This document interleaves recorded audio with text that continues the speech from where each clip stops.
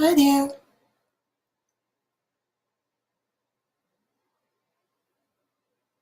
Glad to see you. So we'll see how many people we get today. A lot of stuff wants to come in. I was planning on doing a live stream the entire day today. I woke up this morning thinking, okay, I'm gonna do live stream this morning, and then Calico was busy and other things happened, and and just more stuff as things are shifting so fast in blocks. It's amazing. It's just shifting so fast. So I'm trying to determine and possibly a new formula, like anything's a formula, for how I'm going to present these live streams. So, because it needs to be open,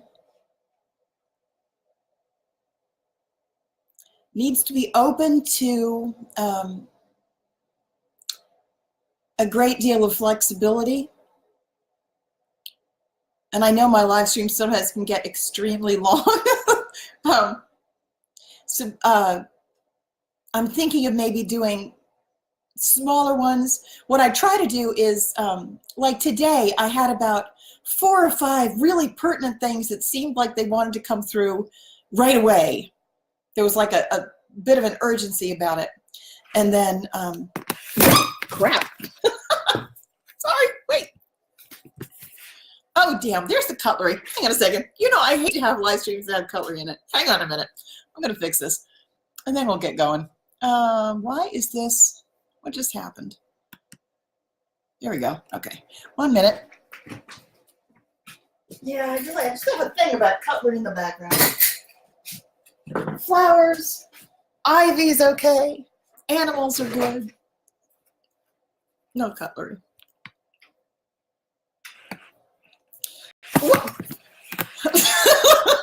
Okay. Maybe I'll put this lower. I was trying to get a higher angle, but maybe I'll do this instead because now I think it's going to keep wobbling. Hang on a minute. We'll get it. We'll get it. And now it's tipped, isn't it? Is it tipped? Yes, it is. Oh, what can I stuff under there? Just 1 second. I've had a couple of requests for, can you see me? I struggle with this every day. You would think that at one point I would just solve it and then it would be done with it. Okay. For the time being, I actually was trying to find a better place to put this. It's a 1-bedroom apartment. That's the problem that I'm having. And Calico's home today, and she's going to be home the whole summer too, so I've got to figure something else out. Because usually I try to do it when she's out of the house, but she's home today, and she had stuff to do. And I'm in the kitchen right now, and her bedroom's right over there. There's no door because it's really only a 1-bedroom apartment.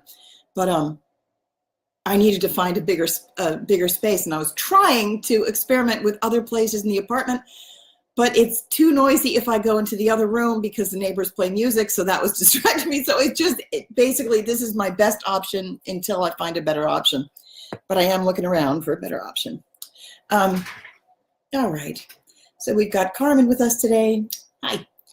Whoops, and now you can't see me. That's weird because sometimes I need to find some other way to do this or move. Moving would be good. So we had a better place to do it. Okay. You know, I'm going to fiddle around with this for just a little bit until we get going. We've got Carmen today. Carmen, my lizard, she's a bearded dragon. And today I went running out to the store to get her super worms, and you buy it by the worm. And I thought I'd buy her like a couple of weeks at a time. And I bought her 25 super worms, and usually she'll eat, I don't know, maybe 5 at a time. She only eats like twice a week. And I came home and she was on her windowsill. She sleeps on a windowsill. And or wherever she happens to go, because she has the run of the apartment. She has a cage, but she's never in it.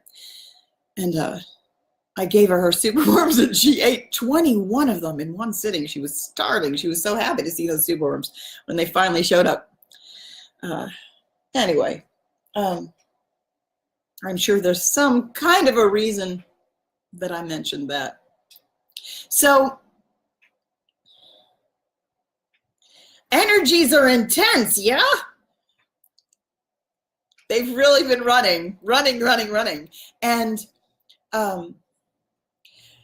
so you know that, where are you off to? Usually what happens, and it's no different in this case, in the live stream, what tends to happen is I've got all of these notes and all kinds of things that I want to say, plus some requests, and I told some people that I would mention it during my next live stream. So what I'm thinking of doing is making maybe shorter ones much more often. I'm not entirely sure how that's going to work yet, but I'm pretty sure, almost, I hesitate to even broach it, because so often, especially these days, I make plans and then something happens at the last minute that makes us veer off. My intention, though, because there's so much material to deliver today, I mean, really, there's an unusual amount of it. And last time my live stream went for 4 hours, and I did another one the next day because there was still more. It's just incoming. It's incoming, and there are changes and updates. So I feel like we need to address it because there's stuff to do. So I'm anticipating that I'm going to do another one tomorrow, probably around the same time, but if I can do it earlier in the day, I will. I don't know what time, but I just have an idea that I'm going to do another one tomorrow simply because there's so much material. So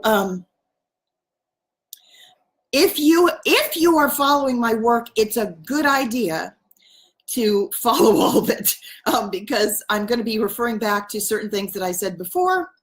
And again, there are just updates, and sometimes it's like there are a lot of, the way timelines work is that, like, you can see down, it's like different streets with different events happening on each, but the probabilities shift.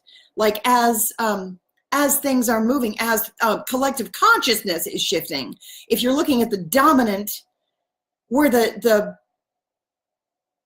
various groups are going to go on down different avenues, where there are potentials. There's like a potential that's going to, one road that's going to lead you one place, and then there's another road that's going to lead you another place, and the road that you go on depends on where your consciousness is. So there's a tremendous amount of shifting. There are, especially for those of us in well, actually, let me change that. I was going to say there's a lot of shifting for those of us in 4, but actually there's more shifting, explosive shifting, very, very rapid shifts for those people who are in no longer anchored to 3, but still having like a 3rd dimensional experience. That's where like most of the whiplash is. In the 4th dimension, everyone in the 4th dimension is basically already on the ascension path, but it's like this holding pen. There's still a great deal to do. And if you're somebody who feels like you've been in stasis and you were just waiting for other people to catch up, that's probably where you are. So I'm dealing with a lot of people lately who are there. A lot of people who are waiting for their masculine to show up. There's a lot of people. So I kind of at a loss for where to start this live stream. because there's a lot to cover. I will say that if you want a session with me, it's a very, very good time. Here, put you up there. So I want her to be in the frame.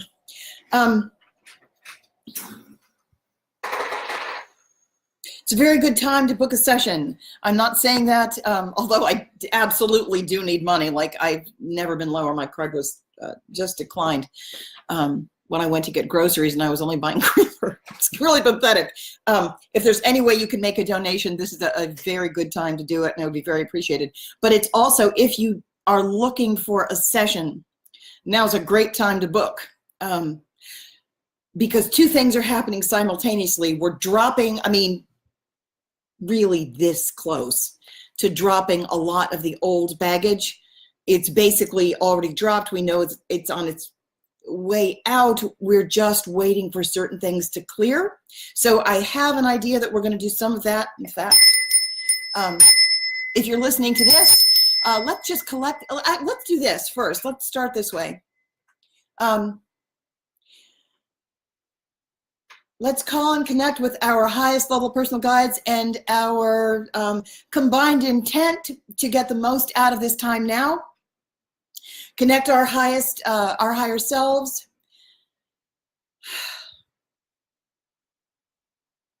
Let's just check the connectivity.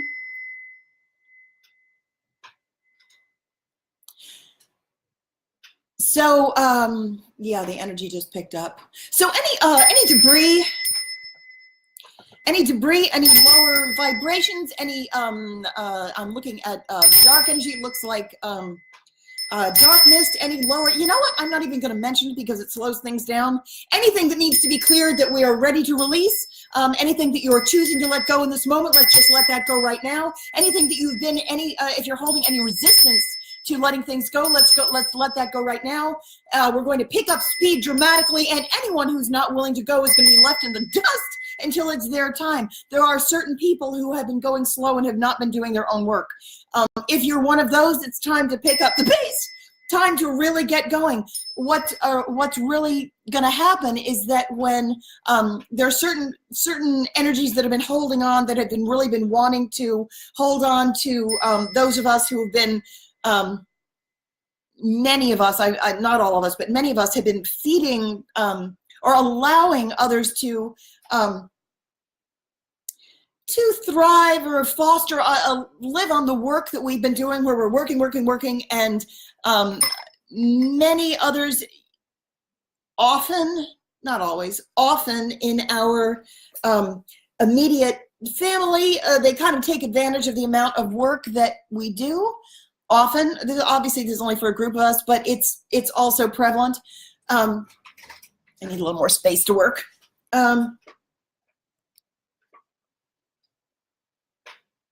So we're just asking that if there's any debris, anything where we feel we're being tugged, any duty and obligation that we've been unable to rid ourselves, clear ourselves of up until now, we're asking, we're calling in divine intervention. I'm actually just really being inspired to do this right now. There's a certain amount of divine intervention that must come in so that we can get progressive movement forward. I'm not yelling at any of you. I just get really loud when I'm emphatic. Many of us have been waiting and working diligently, relentlessly to get a certain amount of propulsion from the group, from the collective. Those of us, we now are in a large enough space at this time, large enough group, enough combined intent, that many of us are actually very eager and willing to go across that threshold, but many of us have been really kind of, I don't like the term chomping at the bit, but that's kind of what it feels like. It feels like there have been bungee cords pulling us, and we're just kind of straining and straining. And because we love so many of the people who have been tugging on us, who are moving slower, so many of us have been sacrificing our own propulsion, our own forward movement, because we love those who move much slower. But it is also the time to love ourselves.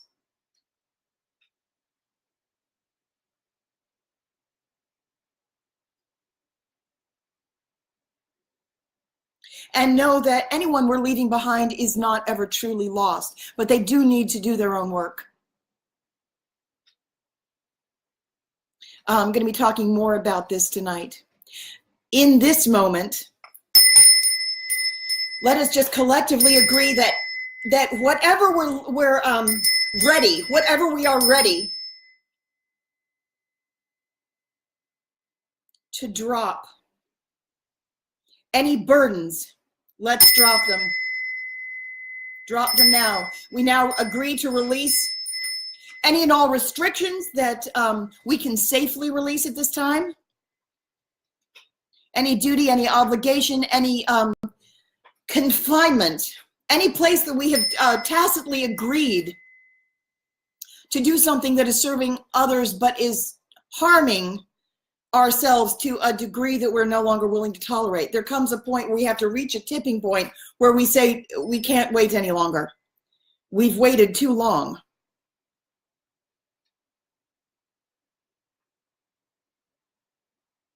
And that is in no way intended as a rejection for those who are slower, but they do need to speed up. And no longer can we completely pull the wagons of another, carrying burdens that don't actually belong to us. There is always assistance available. We're not leaving anybody in the dirt, not really. Having said that, it's time to release ourselves of all of this burden. So any place you're feeling tense, any weights, any healing, there's actually, this is any healing that needs to come to you right now, it's going to come rushing in as soon as something else is released. So if you're holding on to, actually they're saying, ow.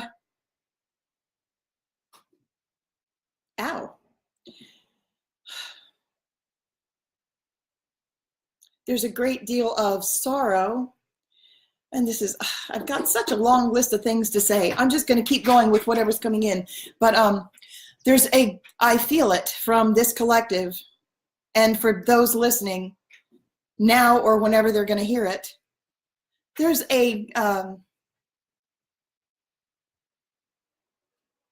sadness there.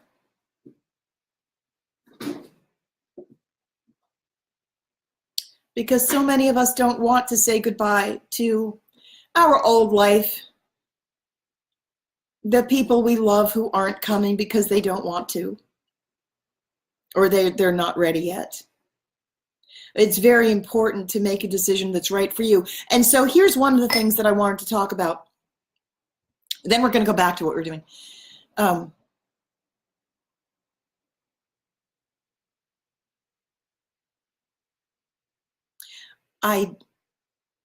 I spoke to someone in a session today, and I know that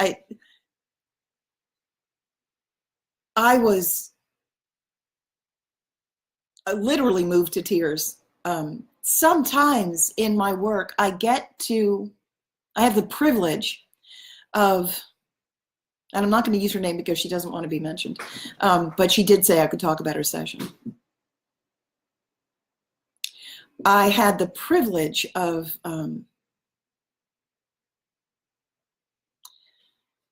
witnessing a degree of spiritual mastery that is rare. It's needed. It's not as rare as it's rare, but it's kind of like we're all stepping into it too. So I don't want to, it's many people are stepping up. So one of the things that but this person is, wow, a master. And during our session, I said, I'm really glad that energy goes in both directions, because she's got a gift that I haven't really seen. It's not that other people don't carry it, but she did something that makes it seem effortless. And that's really how you know when you're in the presence of a master, because they do something. And I was like, oh my God, there's just a humility. It's like she did it and she said why she did it. And she made it seem like, of course you do this, which of course you do, but there are so many people who do the opposite thing automatically.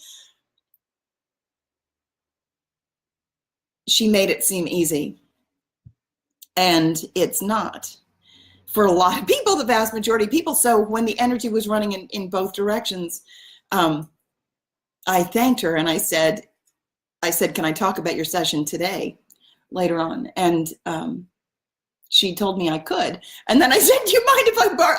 I'm so glad that her energetic stream, like when we work in these sessions, I'm connecting all of you with my energy stream. So it's like the ocean refuses no river, and we're getting everybody's river into a larger river, and that's how we get this propulsion.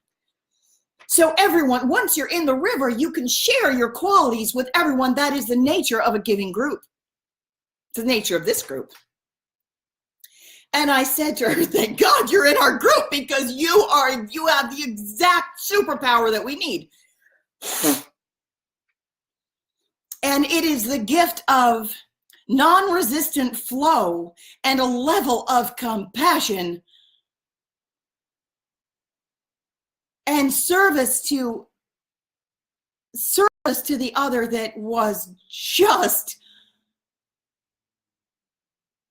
I almost said heartbreaking, but it's like the kind of thing where your heart breaks open, it doesn't shut.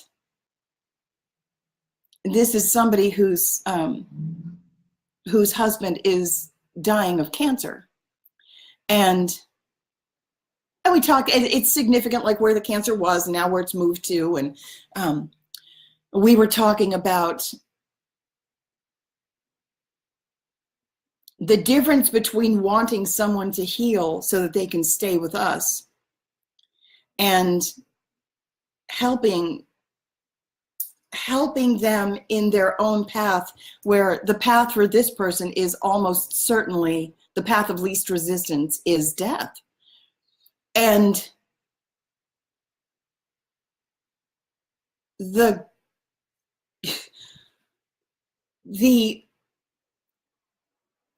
masterful way that this woman was responding. Her husband apparently is we all know people like this, very locked in the third dimensional mindset. And my father was this way too, and he had cancer as well. And so we were trading stories about that. But what she said, that she views her job, this is what just impressed the hell out of me. She views her job as alleviating his fear for the crossing, not getting him better, not raising his vibration and focusing on the cancer. We get the cancer out of the way and then you can keep going, because he really, the path for him, it's going to be easier if he finds out by dying, rather than if, we try to convince him, no, really, don't worry. This is just a hallway. There's another room over there. It's much nicer. We're all trying to go there. And then I was telling her about a friend that I had who also had cancer a number of times, along with every other ailment under the sun. I know somebody who was a hoarder, who had cancer, who had an incredibly difficult time letting go of anything. Couldn't let go of resentment, just couldn't let go of anything. Was a gatherer, very compassionate, but liked to hold on to stuff. And then had a tremendous amount of regret, a tremendous amount of sorrow and pain. And I just couldn't let go of emotions, couldn't let go of all kinds of things. So was also a hoarder. So it wanted to have a closer relationship with God, was also very intuitive. And actually believed that there was something there. as opposed to people who think that there's nothing when you die, but that you just go to sleep and then there's nothing.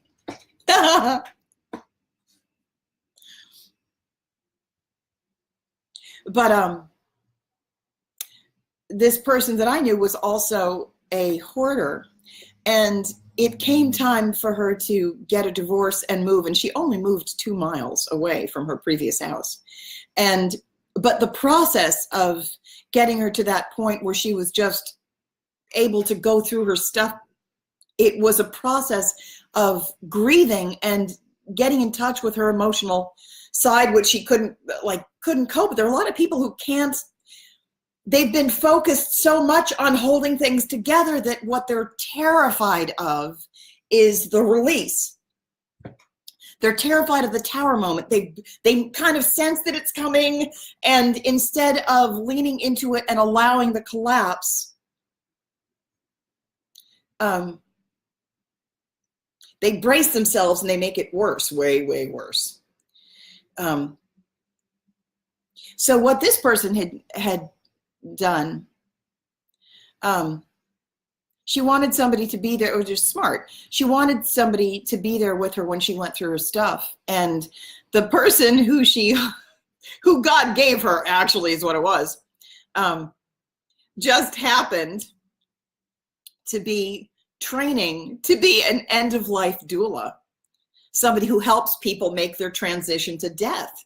So because that really is what it not only feels like, but that's what it is for the collective too. It's happening on an individual level. It's happening for the collective. So we're really dealing with a tremendous amount of collective grief, among other things, among the collective, like what the fuck is happening in the government, and what do you mean there's poison in the food, and there's shooting in the schools, and there's everyone who was living in this third dimensional construct who believed that it was true, and now like what the fuck's happening? And what do you mean it's all over? What do you mean my people are dying and my marriage is collapsing and there's only so flexible I can be before I'm way out of my comfort zone.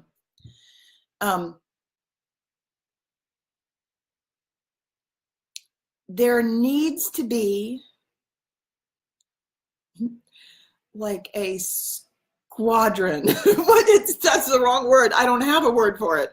It's unprecedented. There needs to be, I almost want to say legion. Legions already exist. There are legions of angels around all of us. This person needed an end-of-life doula to help her go through all of her belongings, all of her, decide, can I throw this paper out? She needed an end-of-life doula to help her with the transition between going from one life to another. So even though she wasn't dying, it felt that way to her, like it's the end of my old life and I'm processing tremendous amount of grief. So what impressed me today when I spoke to this woman, not the woman who's a hoarder, the woman whose husband was dying of cancer, the grace with which she handled it, because she said she knows what's coming for her. She's just here facilitating his crossing, because he's not yet ready to go unless he leaves his body. That's the path of least resistance for a lot of people. But she knows that, and the way she was handling it was just seriously one of the most beautiful things I've ever seen in my life. I know I tend to,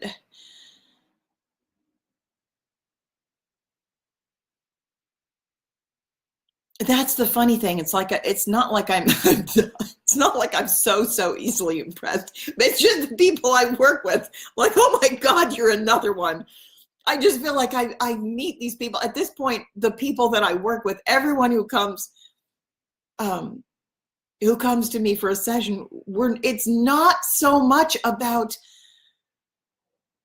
solving although it can sometimes be about solving the battle problems, like we still got certain amount of legs in that game, because that's still work that needs to be done, but a lot of it has there are a lot of people doing some just amazing work.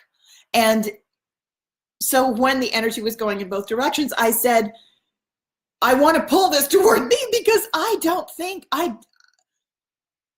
me change that before I speak it into existence, because now we're like getting closer and closer to 5. So now, like, everything you say,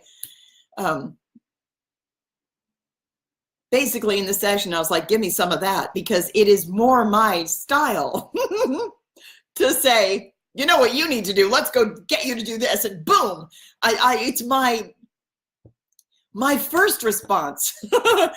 Sometimes, if I'm not careful, is to be really gung-ho and pushy about it. And that's not what's ever going to work with somebody who's in that position. I know that too. Just sometimes my enthusiasm gets the better of me. Like if somebody says, oh, there's nothing beyond this world. I'm dying of cancer. I'm in pain. Like, there's an aspect of me who's like, okay, why don't I just shoot you now, put you out of your misery, and we'll get you to the happy place as fast as possible.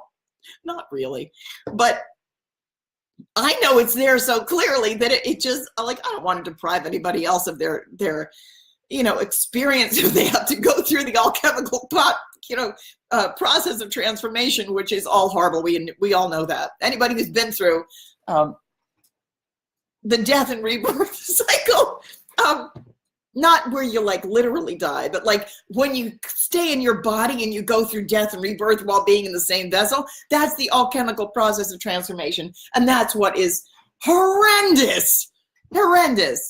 So, I know you need it to grow, whatever. I'm just a little grumbly about it. But my heart really does go out to people who are, who are in the dark night of the soul, or another dark night of the soul, or like their 50th dark night of the soul, where it just keeps going. I see the value in the process. The people who are going through it often don't. Honk. So, as I've said this before, that every person who meets with me privately is functioning as kind of a little bit of a cog, or it's part of a gear. And whatever work I do with them is happening for a very large group. So more of what she does is very much required. Where this is also someone who's working in, who does work with water internationally in Europe. So, and she's going to be doing more of that. She's got an affinity for, I feel like that's the wrong word. It's one of her gifts is that she works with flow. She works with water, so she can get in, because she herself has very little resistance, but she's also very pure and very high vibrational. So she's not about to force her way into someone, but she has an extremely emollient quality that's going to facilitate someone's flow as they leave something to which they were attached or adhered to, without trying to tell them something or convince them that it has to be this way. Who was it? One time I heard, I can't remember who it was. I thought it was a beautiful quote. I think it might, I'm not sure who it was. Somebody said, sometimes they just have to be loved into the kingdom. And that's so true. God, that is just beautiful. And it's so true. You don't force someone to come into the kingdom. You open your arms and you invite them to into the kingdom. And so if you're listening to this, I invite you to receive some of her energy now. Reach out and number one, also offer her some support, because she has a beautiful way of carrying herself that's incredibly gracious. And she knows that she's supported already. But it's hard to be the caregiver to someone, especially, and it's somebody who's like, who doesn't yet know. He's going to find out. And that's the lovely thing. Like, I was talking with her about my father. And it was so funny because before her session, I was thinking about my father and his cancer all day. And how I was going to wind up talking about it tonight. I'm not sure I'm going to talk about it entirely today because I feel like it wants to be set in another section. We're probably going to go back to it. I think I have an idea. I'm probably going to touch on it a lot because there's a lot to say there. And he's dead. He's not going to care at this point. I think he would probably, I don't think he'd mind. Because now he knows I'm right, too. That's the funny thing. I had a dream that he was in where we met at night at Mohonk Mountain House. And I actually had a fantastic relationship with my father up until the very, very, very end because our vibrational bandwidths my vibrational bandwidth shot up and down at the same time. And you know how it is when you come into contact with, or if any of you are very high vibrational and you walk into a space where somebody has a lot of emotional baggage that they haven't dealt with, especially when they're very third dimensional, you know how much they hate you on sight. That really happens. And my father, when he was dying, couldn't stand me. And I had gone out there with not so much, because I knew what kind of a person he was, and he didn't believe in any of the stuff that I believed in. He thought I was full of crap. He didn't want to hear it. He wanted to seem open-minded, and in theory, he wanted to support me, kinda.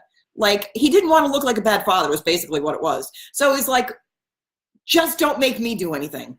You can do whatever you want, but don't, all your alternative, whatever, just don't involve me at all. Well, okay, it's not going to work for you if you say you can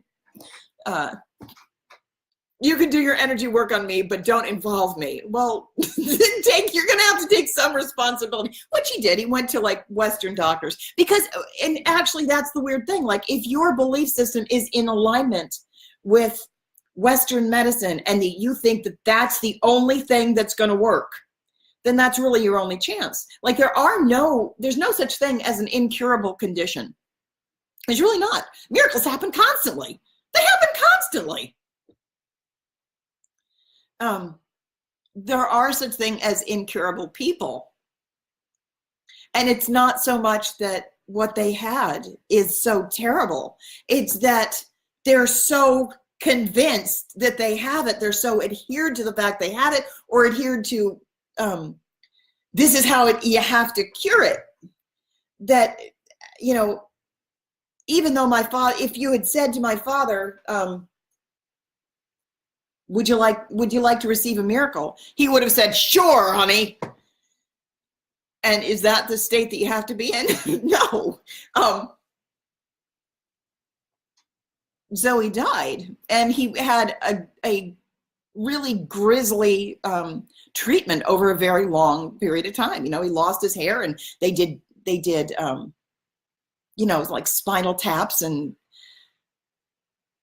he suffered at the hands of Western medicine. If his belief system had been different, and that goes with everybody. You're God, I can't stand it. I know I say this every time. I try to think. My head just bothers me every time I get on one of these things. This is why Joan of Arc cut her hair. It is. It had nothing to do with like she was trying to look like a man. She cut her hair because, and I know this, having been her, because energy starts to run, I start to channel, and I just want to take my entire head off because I can't stand it. Or maybe I just want to remove my body. There's something about that. It's something about the merger that like my head just bothers me and I want to take it off and just get rid of it. Yeah. But I digress.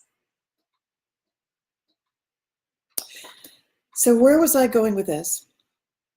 So we are called on at this time to do two things. Though this live stream, if you didn't catch the beginning, go catch the beginning when it ends. Two things are happening, more than that. For the purposes of what I'm talking about right now, two things are happening. And they are, per usual, in opposition to one another. There's material that we have to talk about in such a way that we deal with the facts while not manifesting that direction. This is the same problem that I had when talking about the Joan of Arc identity. One of the reasons that I didn't want to talk about having been that identity was because I didn't want to recreate the effects of that identity, which is savior. You're trying to, in my position, I had to reintegrate, reclaim that piece of my own self, my actual history. Because you can't go to the fifth dimension while you're in self-doubt, self-hatred, self-rejection. You can't do that. You have to love yourself and not be ashamed of yourself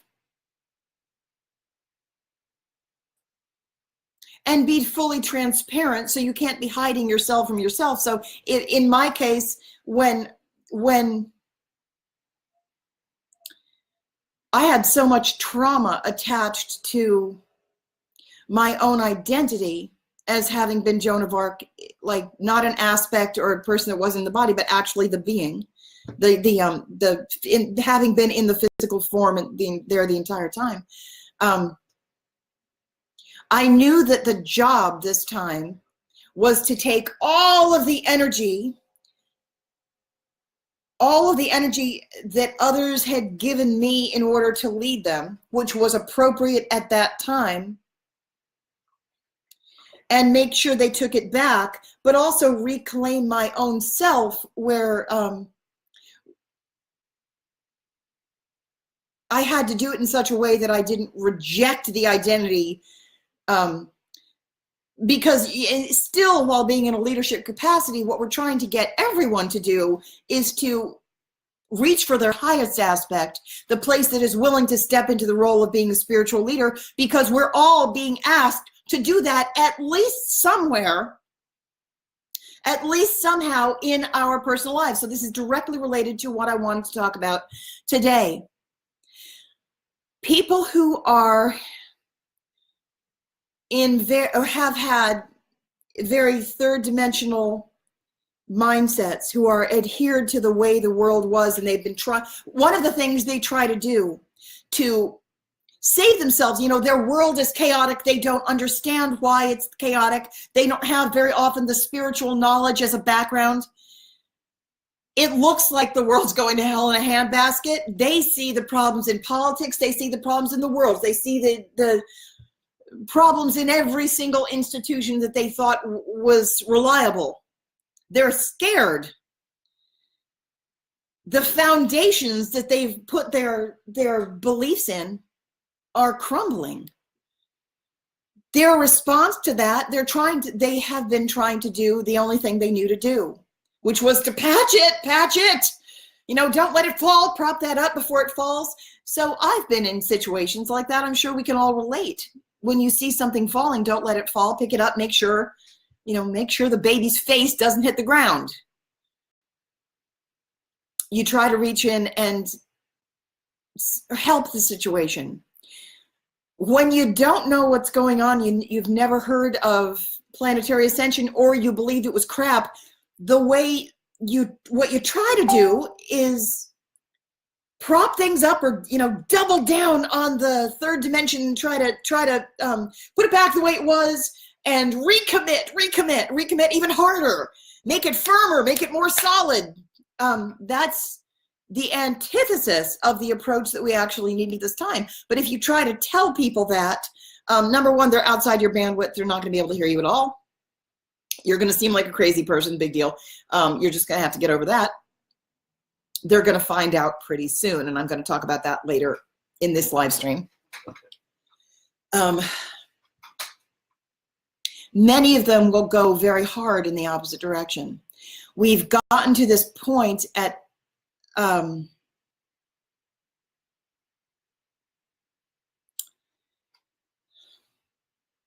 I feel like I'm off on a couple of different topics. This is really important. This is an important live stream, though, because we need to deal with a number of things on a practical level. There's a lot to be done, and that can be done right now on a practical level. So the purpose for this live stream, and also the one tomorrow, there are practical solutions that we need as many people to do as possible. We need to get as many people on board who have their head in the right place and their hearts in the right place too, who recognize that their job is not to double down and further fortify the way things were, because that's actually going to make the matter way worse. You need to release the adherence to the way things were. That doesn't mean that it's not going to be as good, if not better, when we get on the other side, but we must get as many people across the threshold as possible. So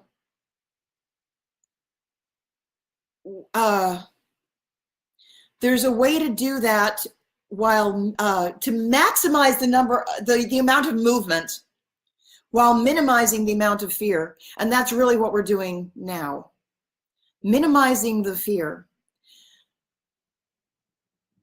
So we're at this crossroads now where the way we manage consciousness and various groups, there are certain groups who really need a kick in the ass to get mobilized and take action because they know what to do, but they're not doing it.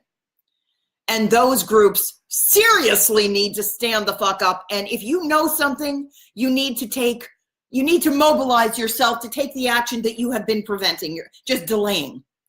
If you know that there's an action that you need to take, you need to get a divorce, you need to move out of the house, you need to contact somebody, you need to make your amends, you need to do whatever, do it.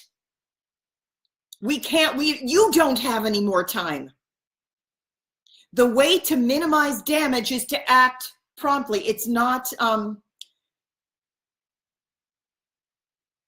you're out of time. There's no more time to wait and see how things, there are certain groups who can wait and see how things unfold. Then there's another group who needs to unfold themselves. You can't wrap yourself in a baby burrito anymore. You need to get off your armchair and go do all the things that you've been delaying. Procrastinating is the word. Search your feelings now to see which group you're in. If you know that you've been not doing something because you're afraid of something might happen, because you don't want to lose money, you're afraid of the finances falling apart, you're afraid that there's a certain group that that's been in my awareness. And then we're going to talk about how to manage fear, because that's important. There's just so many groups. I have them all written down. But a lot of different groups are here.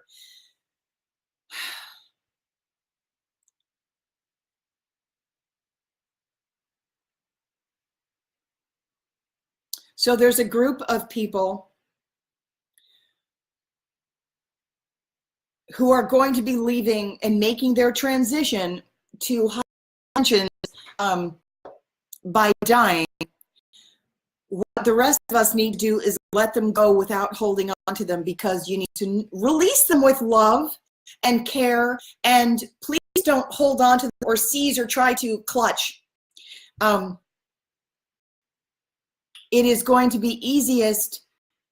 It's incredibly important to remember that whoever is holding the higher vibration, the higher knowledge, is the one whose energy is going to be the dominant tuning fork. So if you are, this is important, pay attention to this. If you are clutching at the idea of making the transition, you're scared and you don't want to let go of them. You don't want to let go of them. That's what their experience is going to be. They're going to have a harder time dying. You're not going to actually manage to keep them anyway. If you clutch on them and hold on and say, I don't want to let go of you, I won't let you die, I'm going to fight for you, you're radiating fear, you're radiating clutching and panic. It's not going to help make their transition any easier. What they need from you is loving release and almost a feeling of like, I'll show you how to do it. I'll show you how to go. I'll walk with you.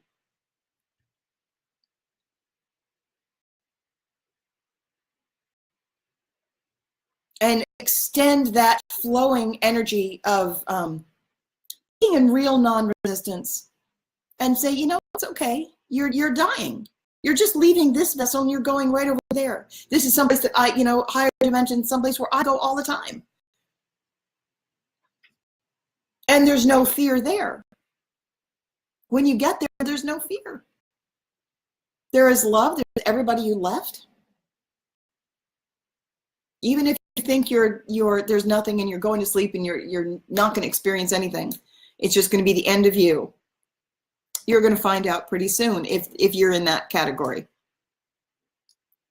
So you need to just remember that in case you've got people in your immediate vicinity who are making that, whose souls are making that choice, because that they're doing that because that's the easiest way out for them. It would be much more traumatic for them if they had to. A lot of people are so intransigent or so programmed that any change is much harder. It's going to be much more traumatic for them to do that. So you need to just lovingly release them and say, I know where the most love is for you. The most love for you is, dying in my arms, and you're going to wake up in my arms there too. It's okay. The way that this woman today was, the energy of her, the energy she was carrying was cradling her husband in his process. He's not, he's still up and he's walking around. It's not like he was on his deathbed, but she's just watching him go through this process. And it was seriously the most gorgeous thing I've ever seen in my life. The amount of love that she was able to walk her own path without insisting that he believes what she believes because she knows she's right. There was none of that. And that's how you know it's not fear-based, it's love-based. God is love-based. And she didn't try to hammer her own belief system into his head. He's not going to do that. He's going to do his own thing. And she loves him, not a male version of her. You know what I mean? She might love a male version of her too, but you know what I mean? She's allowing him to have his own experience, but she's loving him while he goes through his process, which is why she's facilitating him. So this is something that we need to do as the group of us. So the group of us who know that heaven is there, who have that experience, we have that love on such a palpable level. We know that it's real. And our deepest desire often is just to share it with everyone else because we know how much suffering they're in. And of course we want them to all come with, but there's a process. And a lot of people who are very fear-based and they've fortified themselves with walls, and when they get scared, they go further in and they barricade themselves even more, and they decide that they're gonna, I'm now my emotions are even more painful, so I'm gonna not deal with them even more, and I'm gonna avoid them even more, and I'm gonna try. Usually, they try to distract themselves with television. They distract themselves with work. They turn into workaholics. They turn into people who get really, really busy to avoid, or they turn to drugs, or there's some substance, anything external that will prevent them from being alone with themselves, because they're terrified, is usually what it is. And they get very defensive, and very often in that state of fear and anger, they they get triggered and they don't even recognize that it came from them. So because, you know, you see the world the way you are, not so much the way it is with clarity. That comes later. But very often we can only see things through the lens that we have. So if we ourselves are in a state of fear and anger, we often, if we're not very emotionally astute, not emotionally aware, especially when we are in the presence of someone who does carry a lot of light, all that does is shine, the light comes and it triggers us, and we very often blame the person that we think is responsible, but it wasn't that person was the one who was angry or fearful or made us feel something. And we projected it. We thought that it was them, but it was really us. We see the world the way we are. We see it through our own lens. So that's a good thing to know. And I will pat myself on the back because I had just been awed lately by the beauty I see in everyone. I'm like, wow, you're amazing. You're beautiful. I love you. So that's good. I can look at myself and say, well, you must be doing something right. Your eyes are on straight. Because if you're seeing the beauty in other people, that's really the direction that you want to go in. Do more of that. So as a collective of people in this group, if you're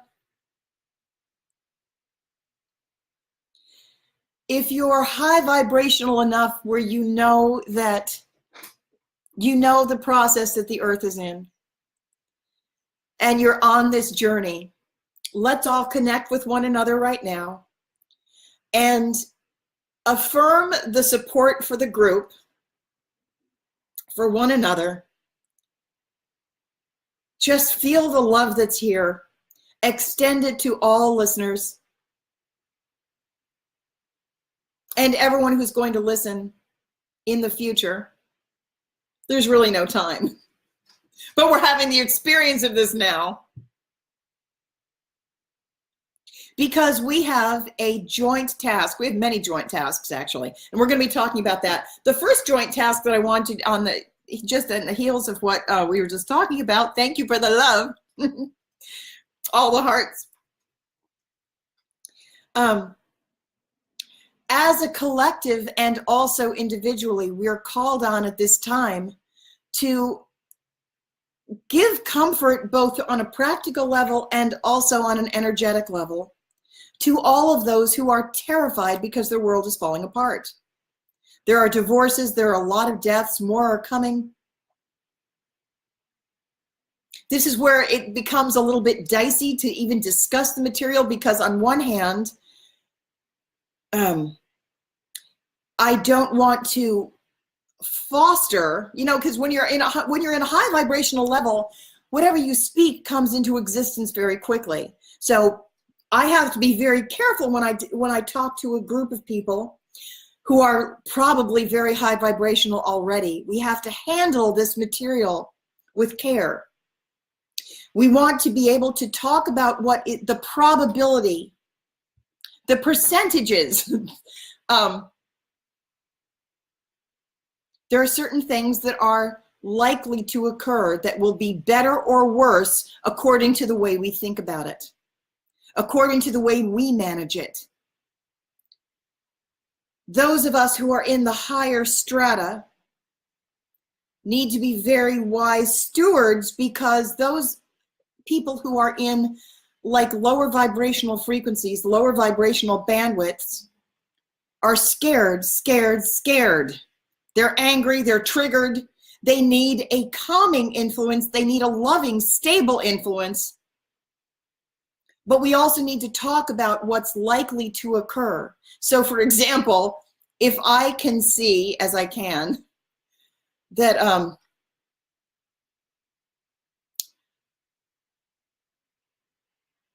saw something today. I don't know if I should mention it or not. There are people I no longer speak to, but I care about, and I I worry about their well-being, very much so. Sometimes you watch somebody do something and you just cringe. You're like, oh my God, is that, talk about,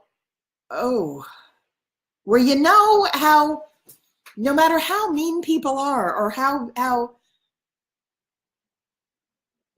sometimes you just have to have compassion for people, because you know that if they knew what they were doing, you know, sometimes when people, good way to reach compassion, if you're mad at somebody, or if somebody has really, really screwed you over, and you know they did, and they know they did too, and it was intentional, I actually have a very easy time finding a lot of compassion, a lot of love for that, even though I'm, still angry, and this person harmed me intentionally a lot, and my children too. And I can reach a compassionate place very easily, because sometimes I know karma loops back around, and this isn't something I would wish on anybody, because I know people wouldn't act that way if they knew what was coming. If they knew that the only way you can take an action intentionally harmful towards someone is when you think they're separate and you think that that's not you. Your belief in separation is such that you think that that's not going to come back expanded. Because if you plant a seed, everything you do plants a seed that's going to expand given more time. So if someone takes an action against you, don't wish for them to experience their karma. It's coming. I saw somebody doing something today, and I know that they don't know what it means, and I know that I do know what it means, and my heart really did break for them. I wish them awareness. I don't wish, I don't know, there's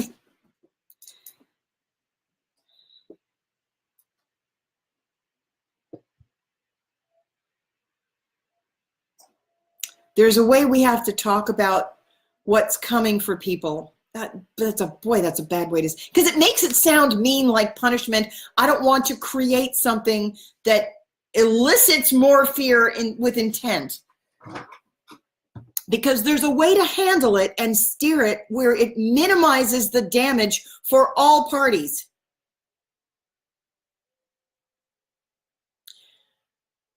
So when we need to talk about it from a place of being, I'm tempted to say fearless, except sometimes when you use the word fearless, there's like, have you ever been around somebody who's like an actor, and they think that if they fake something, or if they act in a certain way, it's the same as actually being that way? Acting fearless is often just stupid. What you need to do is say, I recognize this. I'm honestly aware that I'm scared shitless right now. But I'm also going to keep walking, keep going forward, and work through the fear so that it gets processed, so that I get stronger in the dealing with it.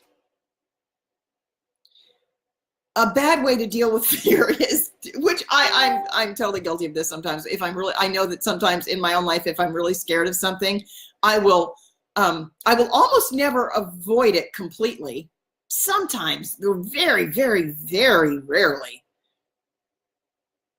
Like I wouldn't go swimming in the open ocean because that much water scares me. And that's something that I probably would avoid. But normally, the vast majority of the time, if I feel fear towards something, what I'll do is lunge at it, because I don't like the state of being in fear. I would rather just have something over with.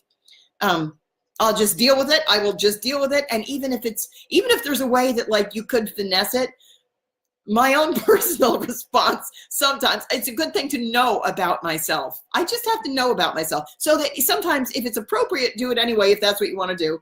And then sometimes you need to know that, lunging at this might not be the best response. You just need to know that about yourself. What is your response when you are when you come up against something and you're scared of it? My response is to go forward toward it really fast. But a lot of people will avoid it or pretend it's not there. They will bluff. Men often do that. And we'll just love them through that. Just let them have it. We know they're terrified. A good thing to do is to create a safe space so that they get a safe and stable space. And at some point, let them have their facade. Don't go forcing your way through their facade if they need to have it.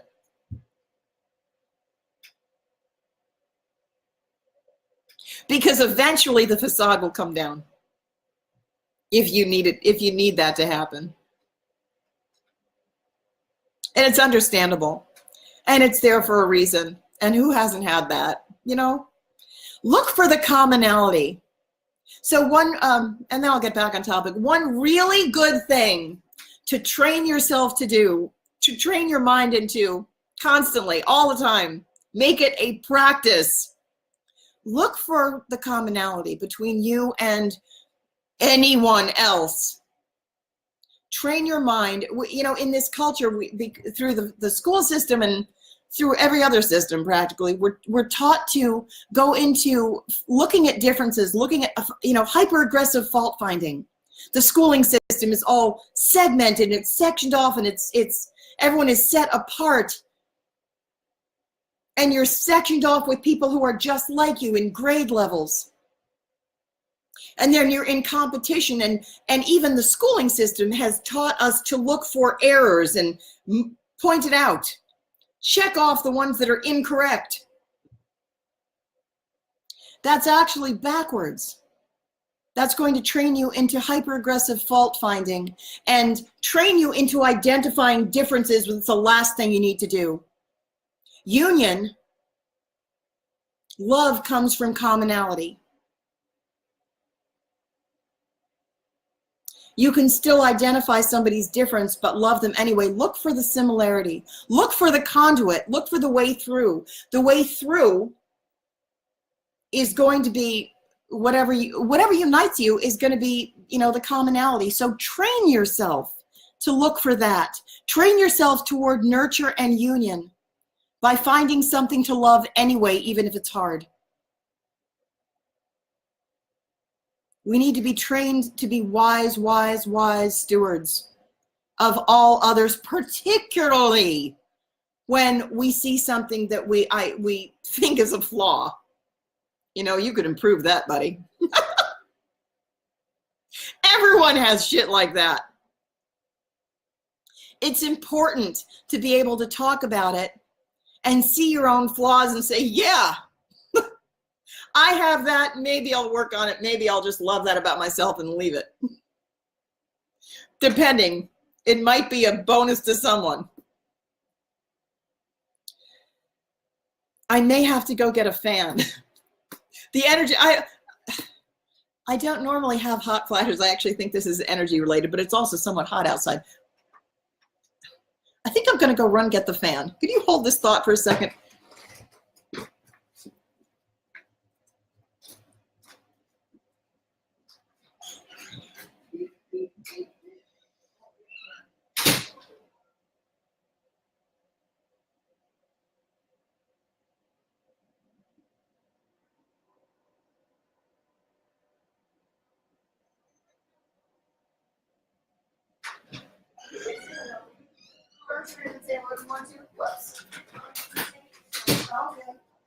Oof. Sorry, 1 second. I'm just getting a fan because it's bloody hot. Whoops.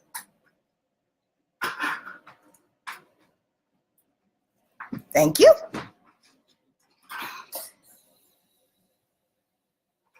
Be quiet. Nope. There we go. All right. Whew. I'm glowing. So look for the commonality. Calico says hello. So the reason it's important to unite as a collective, certain things are, oh, wait, before I say that, I wanted to talk about going back to this woman whose husband has cancer. One of the things I noticed, and I've noticed it not just with her, but I've noticed it with several other people recently. This has come into my awareness, and I think it's absolutely genius. I think it's a genius part of the plan. We were talking about dealing with, for those who just joined, we were talking about dealing with how to deal with people who are very 3D oriented, who really have their mind set in the way that they want things. Earth signs have, this happens with earth signs a lot. I have a friend of mine whose husband is a triple earth sign. And he really likes things just the way he just thinks he knows how to do it.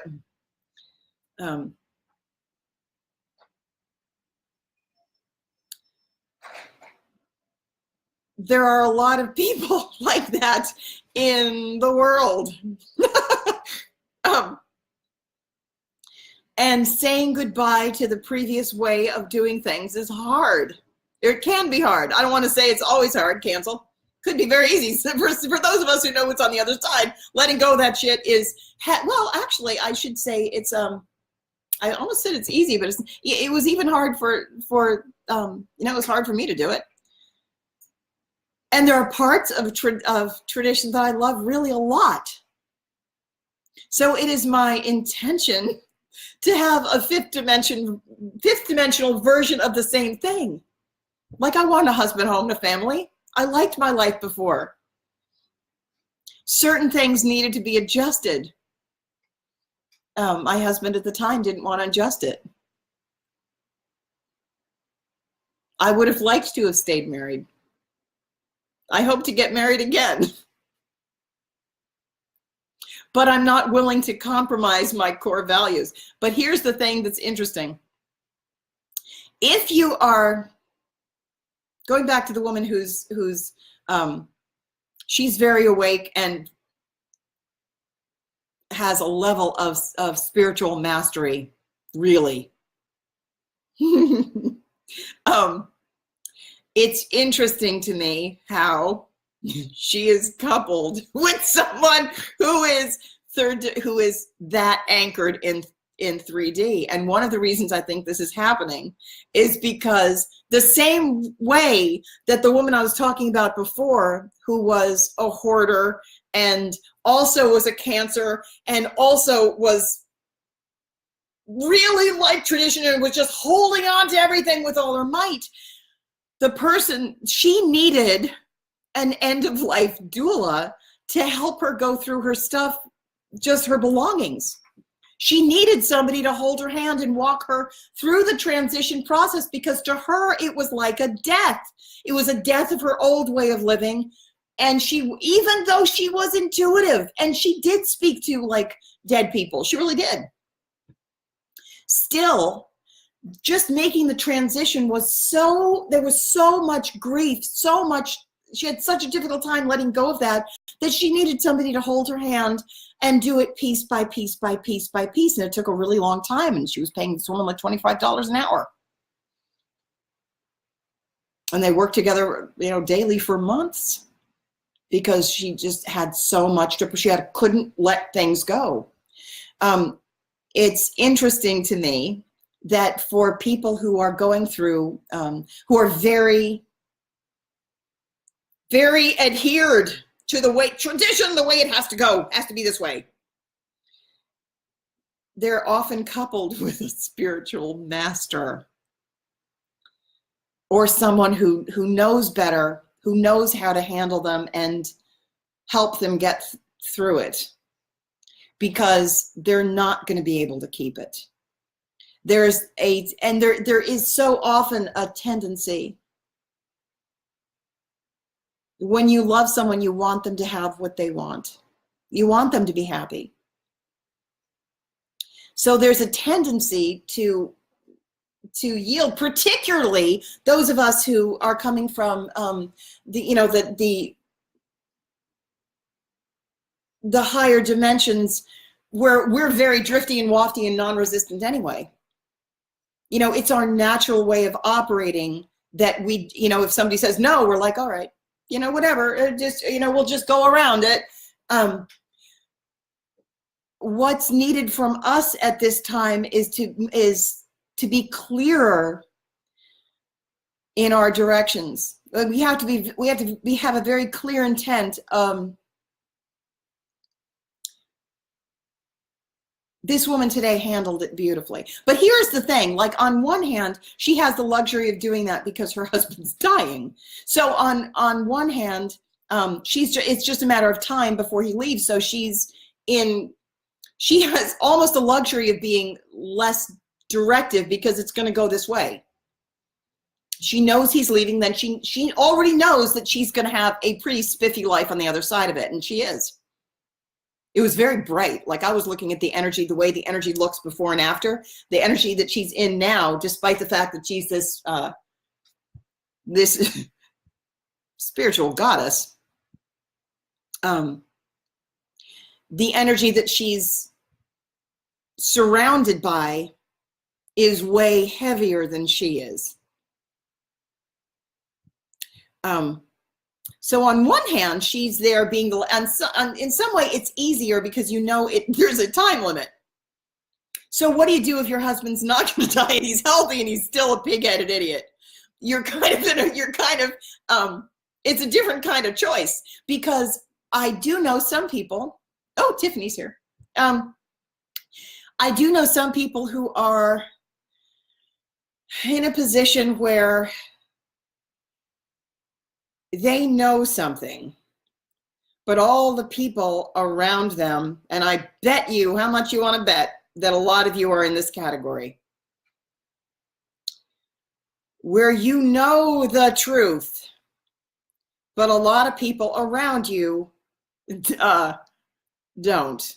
And very often, I've been watching this in a number of, you know how like everything is fractal, so if there's a certain circumstance or a certain dynamic that's happening all over the place, and I'm watching it happen with this little group over here, and then somebody will call and it's happening with them, and it's happening with them, and it's the same dynamic. And I'm looking at these people thinking, okay, well, how do we work this? There's a dynamic going on where, and then I have to get back. Oh God, remind me. Somebody remind me. I have to get back to what do we do when the fear arises from the populace? Because I have to talk about that. We have to couch that, handle that very carefully, and that's really important. I'm going to give you specific tactics, but first I want to go back. There's just a lot that moves. There's an energetic dynamic that I think is very prevalent now. I'm seeing it a lot, where I'll use this as an example. So there's somebody who's a man who it's almost like, and he's not the only one. It's almost like he's surrounded by people who are unawakened, but he is awake. And he knows something. He knows a lot. And he wants to go in a particular direction where it's like when you first find God, but let's say all the people around you are very anti that, or they're going to laugh at you, or they're going to mock you, or they're definitely going to disapprove, even if they don't mock you. They're definitely going to disapprove, and there's often going to be some sort of, they can anticipate, since you know them, you've lived with them, you kind of anticipate that none of these people are really going to like what if you do this other thing. You've been maybe conditioned, or maybe you're in a lineage, like you want to vote a different way, or you want to maybe start talking to people you're not supposed to talk to. Maybe there's like you can kind of anticipate a certain kind of reaction if you say that, I'm thinking of going this other direction. Or I have an interest in this thing. So maybe if you're a person like this, you don't say anything. And but your anguish builds. And maybe you suddenly realize that you made a terrible error, because I'm seeing that in one or two places too, where somebody, and I even really understand this, where maybe a while ago you had the opportunity to make a decision and out of fear, and actually in this particular energy stream, tuning into that, boy, can I understand that fear. I really relate to that. Like you're not going to get any judgment from me from that. Because there's like like there's a flinch. Like sometimes when you first have an awakening, this totally happened to me. When the Joan memories first came back, man, I had a flinch response that was just crazy, because I recognized the truth of it. I recognized the truth, and because I knew it was true so hard, it scared the crap out of me, because it came with a job. It's like, I know what that is. And like it's kind of like, almost like your entire body slams into a hot stove and you just go running in the opposite direction. I understand that reaction.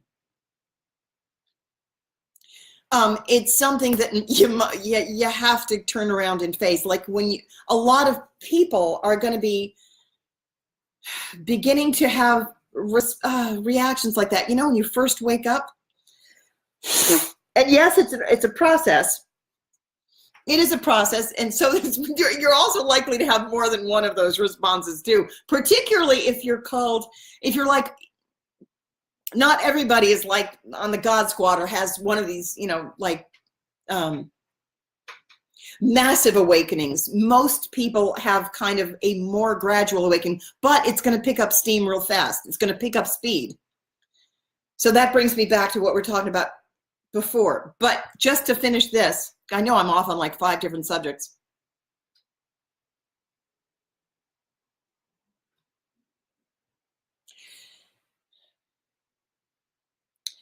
The question becomes, and this is going to apply also to a lot of people if you're like in, even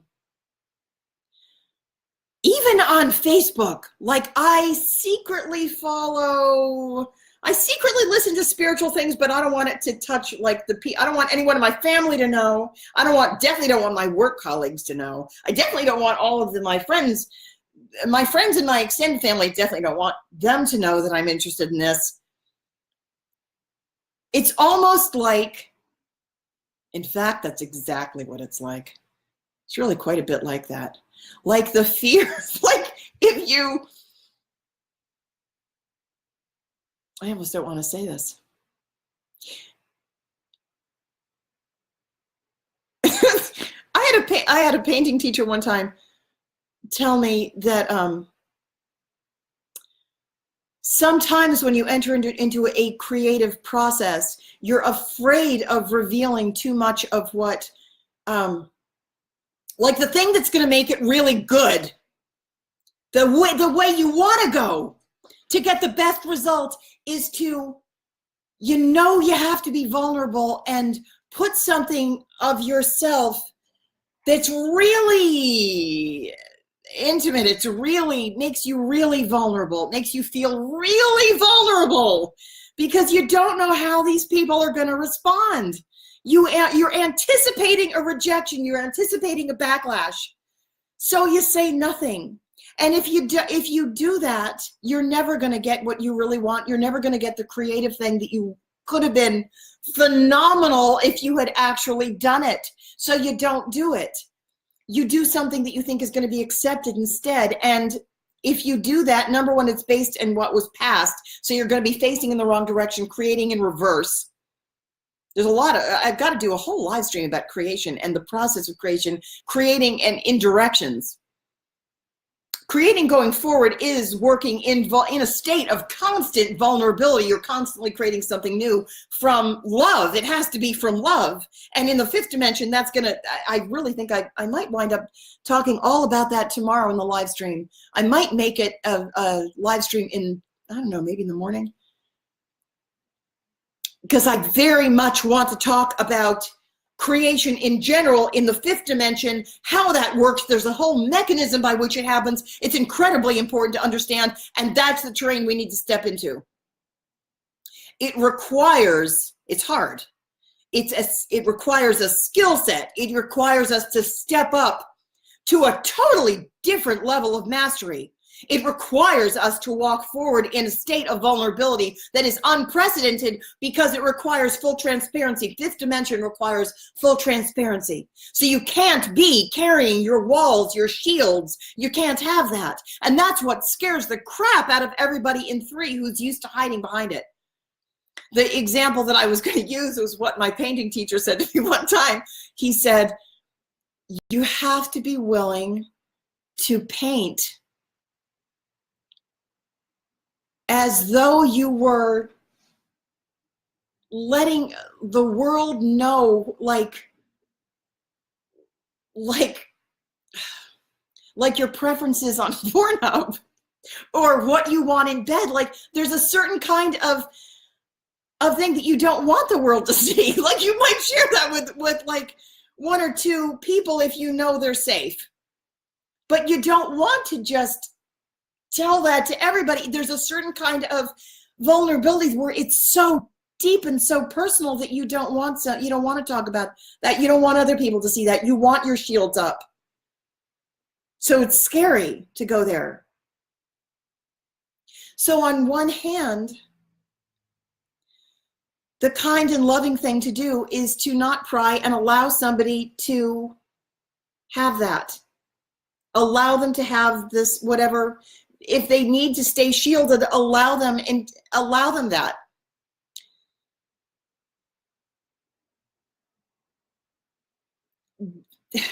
Having said that, so that's why not everybody's ready to go, is the point. Not everyone is ready to go, because in order to be willing to step forward in that degree of transparency, it requires a space, it requires a group. And maybe the group is here. Maybe this is a portion of the group that can do it. It requires a state of presence from the people who can hold a space of love and non-judgment that's real. Like real non-judgment. Not the kind of thing where you pretend you accept somebody, but then as soon as they leave, you're like snickering. Don't do that. If that comes out of your mouth, you need to look at what's going on in you and where that made you squirrely. Where did that scare the crap out of me? And why did I feel the need to point a finger at somebody else and what they just did? That's because you were scared. You were scared because somebody else was vulnerable to you and you didn't think you could match it. A better response is to say, wow, that is a piece of mastery. I'm not ready for it. Do that. Test it and see what happens.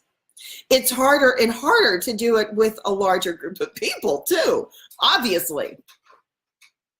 That's why on the pathway up, like we start as this individual at the bottom of the triangle. I'm always using that example. The bottom of the triangle where it's just the tip of the triangle and it's just you meeting Earth. Here's Earth. There's the tip of the triangle. Here's Earth. And where that lands is you, each individual embodiment. And it's the solitary person who feels very isolated when they get on Earth. Earth is a space of experienced separation. And then when we go back up into union, we go through like the twin flame path is where you have that experience of being one with one other person. You share that space with your twin flame. And not everybody is on the twin flame path, I get that, but like a sacred marriage, or you just share that with one other person and it comes with a mission. But the 11 gateway that we're talking about as we go from third dimension to fifth dimension and through 4 requires of us that we go through this 11 gateway, which is you are one, the other person is also one. And between you, you're whole. It's like, yes, they're the other half of your soul, but there's nothing missing. You're whole in and of yourselves. So you've got one, and together you make this sacred 11 gateway.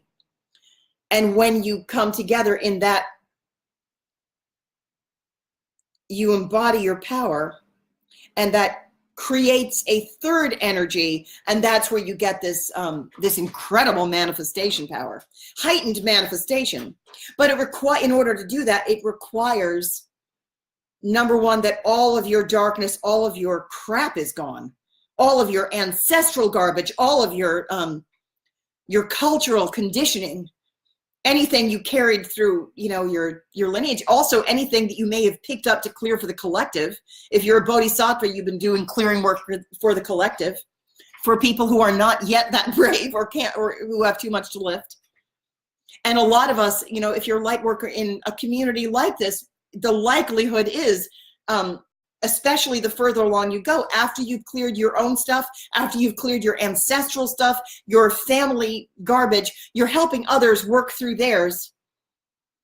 And very often we scoop, it's like a water wheel. Even if you manage to, you could easily get up to 5 yourself, but you come back down to help others clear, because you have learned how to transmute for others. And there's a shit ton to do. There really is. So many of us work on behalf of others as well. I know I do. I pick up other people's stuff all the time. You can't do somebody's personal work for them, but if like the ancestral work and stuff like that, you can clear a lot from the collective in general. So this is what we as a collective are called to do for the collective who is still going through their own clearing process, because there really is a lot to do. I feel like I skipped over a topic.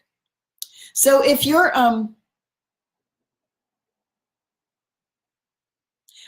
tomorrow, I think I'm going to wind up, maybe later today. I want to talk about the process of creation in the fifth dimension, what it's going to require from us that's different, how creation is different in the fifth dimension, because there are certain things that we could get away with that were appropriate. There were certain things that we learned, especially, like those of us who were in creative fields. I've got degrees in painting. I've got a master's degree in painting and undergraduate degree in painting, and I was in the theater, and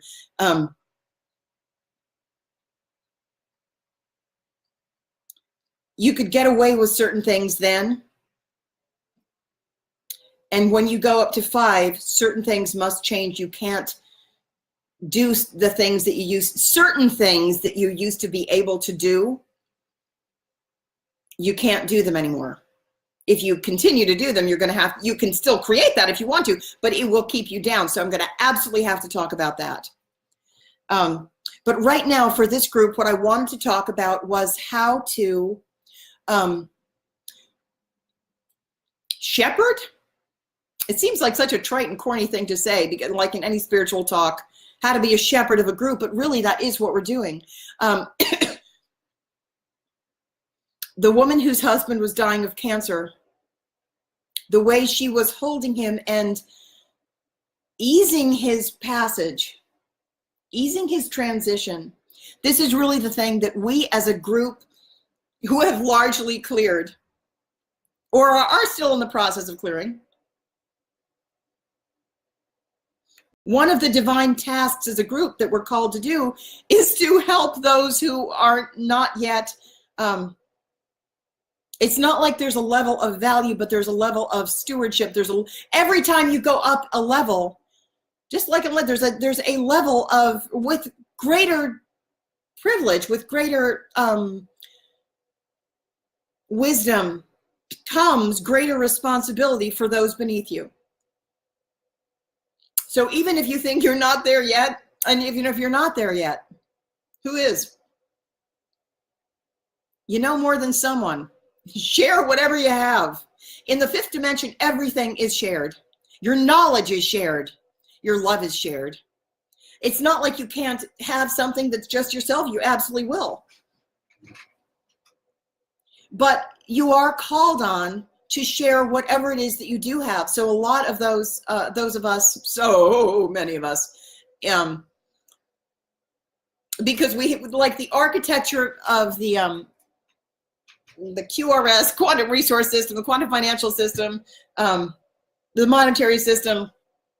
In the fifth dimensional financial system, the architecture is not yet fully operational, largely because enough of us aren't up there. Is it going to be? Yes. We just have to get there. But in the meantime, we have to practice. So one of the things you do in the fifth dimension is you share whatever you have. If you have money and somebody else doesn't, you share your money. If you have knowledge and somebody else doesn't, you share your knowledge. If you are an energy healer and someone needs treatment, you share that. You share whatever. Basically, the 11th commandment. There is an 11th commandment. I didn't want to be the one to deliver it. I was talking to somebody who, I was given the 11th commandment at one point, and I cried because I didn't want anyone to. I was in a state of flinching about being a spiritual teacher because I was just scared about that, and I didn't want the same thing to happen. And when I was given the 11th commandment, and the commandment was put the mountain in the valley. That sounds like a good commandment. I didn't make it up. It came to me. But I didn't want to deliver the 11th commandment, even though I think it's a great idea. And the funniest thing happened. This isn't what I thought I was going to be talking about, but I may as well go. This seems to be like a useful tangent.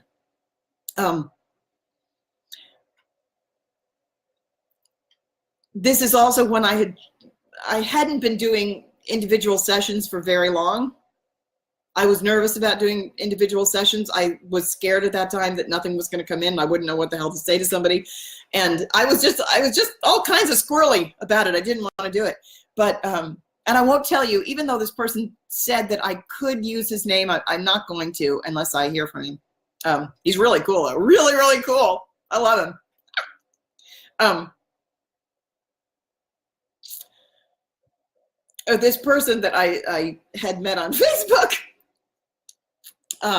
contacted me for a session, and all day before that session, or like 2 days before, this 11th commandment had been running around in my head, and I was, sometimes I do it less now than I used to do because I've just learned better, but I still, sometimes I'm pressed that they want, like my guides want me to do something, and I see this happening in myself, and now I just chuckle and I allow myself a certain amount of leeway before I bring myself back. But one thing that I frequently do is try to walk it off.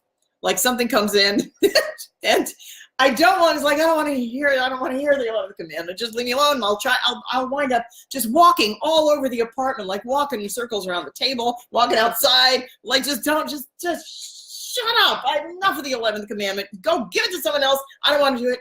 And even though like I think it's a great idea, and it does seem, I don't know, but they had told me, they showed me all sorts of things, my guides at the time, and they showed me redwood trees, a whole ton of redwood trees, like massive sequoias in a triangle coming this way. And I was looking at that, I was looking at them, but it was like they were redwoods packed all together, and it was like a group of beings, and for some reason I was at the front, and in that moment I didn't want to be in the front. I recognized that they were all my people. I recognized that, like my soul group, they were being represented by trees in that moment, in that particular little vision. And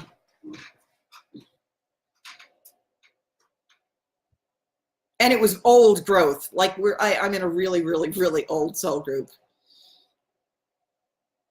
And we've been on Earth for a long time. And anyway, they showed me this. They showed me this redwood grove, and I was like the redwood tree that was in front, but I wasn't really keen on being in front. And I had turned around, and I saw everybody behind me, kind of like they're pushing me, like, go ahead. Like, it's your job, you go ahead. And then I had this session. And I was apprehensive about it, but the first thing he said when he came on, big grin, massive grin. And he said, and his energy is the most wonderful energy you've ever met in your life. He's just, yeah, I'll talk about him at a different time. This was probably about, I don't know, maybe little under a year ago. And he gave me this big smile, and he said, you can do with this information whatever you want. I'm giving you permission now. You can do with this information what you want. But I just feel like I should tell you that I was Moses. And I said, I was like, and he had come to me for a session too. Like, he came to me for a session. Like, what am I supposed to do? Be your mentor? You're fucking Moses. What is that? He said I was Moses. And I was like, oh, thank God. Oh, thank God, Moses. Thank God you're here. They gave me the 11th commandment. I was like, can you take it? Can you take it? I don't know what to do with a commandment. I don't want it. I don't think people should have commandments. I think they should all decide. I think they should just figure out what to do with themselves. I don't want to deliver a commandment. Can you take it? So on one hand, that's stupid because I know better. If God gives you a commandment, you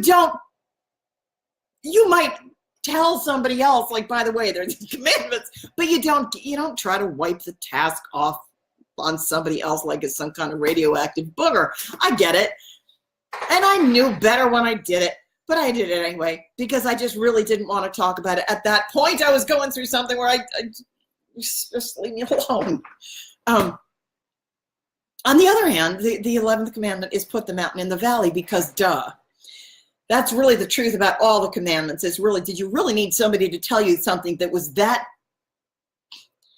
Put the mountain in the valley. Somebody has a lot of something and somebody doesn't have any. Go like this, put the mountain in the valley. You reach 0 point, you can all progress. Ta-da! Not rocket science. If you have a ton of money, give some to the poor. Oh, how about that? If you have a ton of knowledge, share that. If you have a ton if you have a ton of healing ability, don't withhold it. Basically, whatever you have, share it. And as soon as everyone else is fed, as soon as there's, we've reached a level of equality and happiness, we raise the vibration of the planet, we all go through the 11th gateway. It's really not rocket science. It's really pretty cinchy. And all of us basically know that already. But the third dimensional economic system really is a trap. It keeps you pulling you back. So that's one of the reasons that we're getting out in waves. We're getting free in waves. And it's also another reason why it's going to be very important not to judge people, or to, like, not everybody is supposed to be in the same exact location right now or doing the same exact things right now. There are some people who need to be working in the monetary system so that they can support the people who are like halfway through. Like right now, I know with the job that I'm doing, I can't go out and I can accept a certain amount of money, but the vast majority of my work must be to establish the system in 5, and it would be counterproductive to my purpose on Earth if I were to go do into like a traditional money earning format.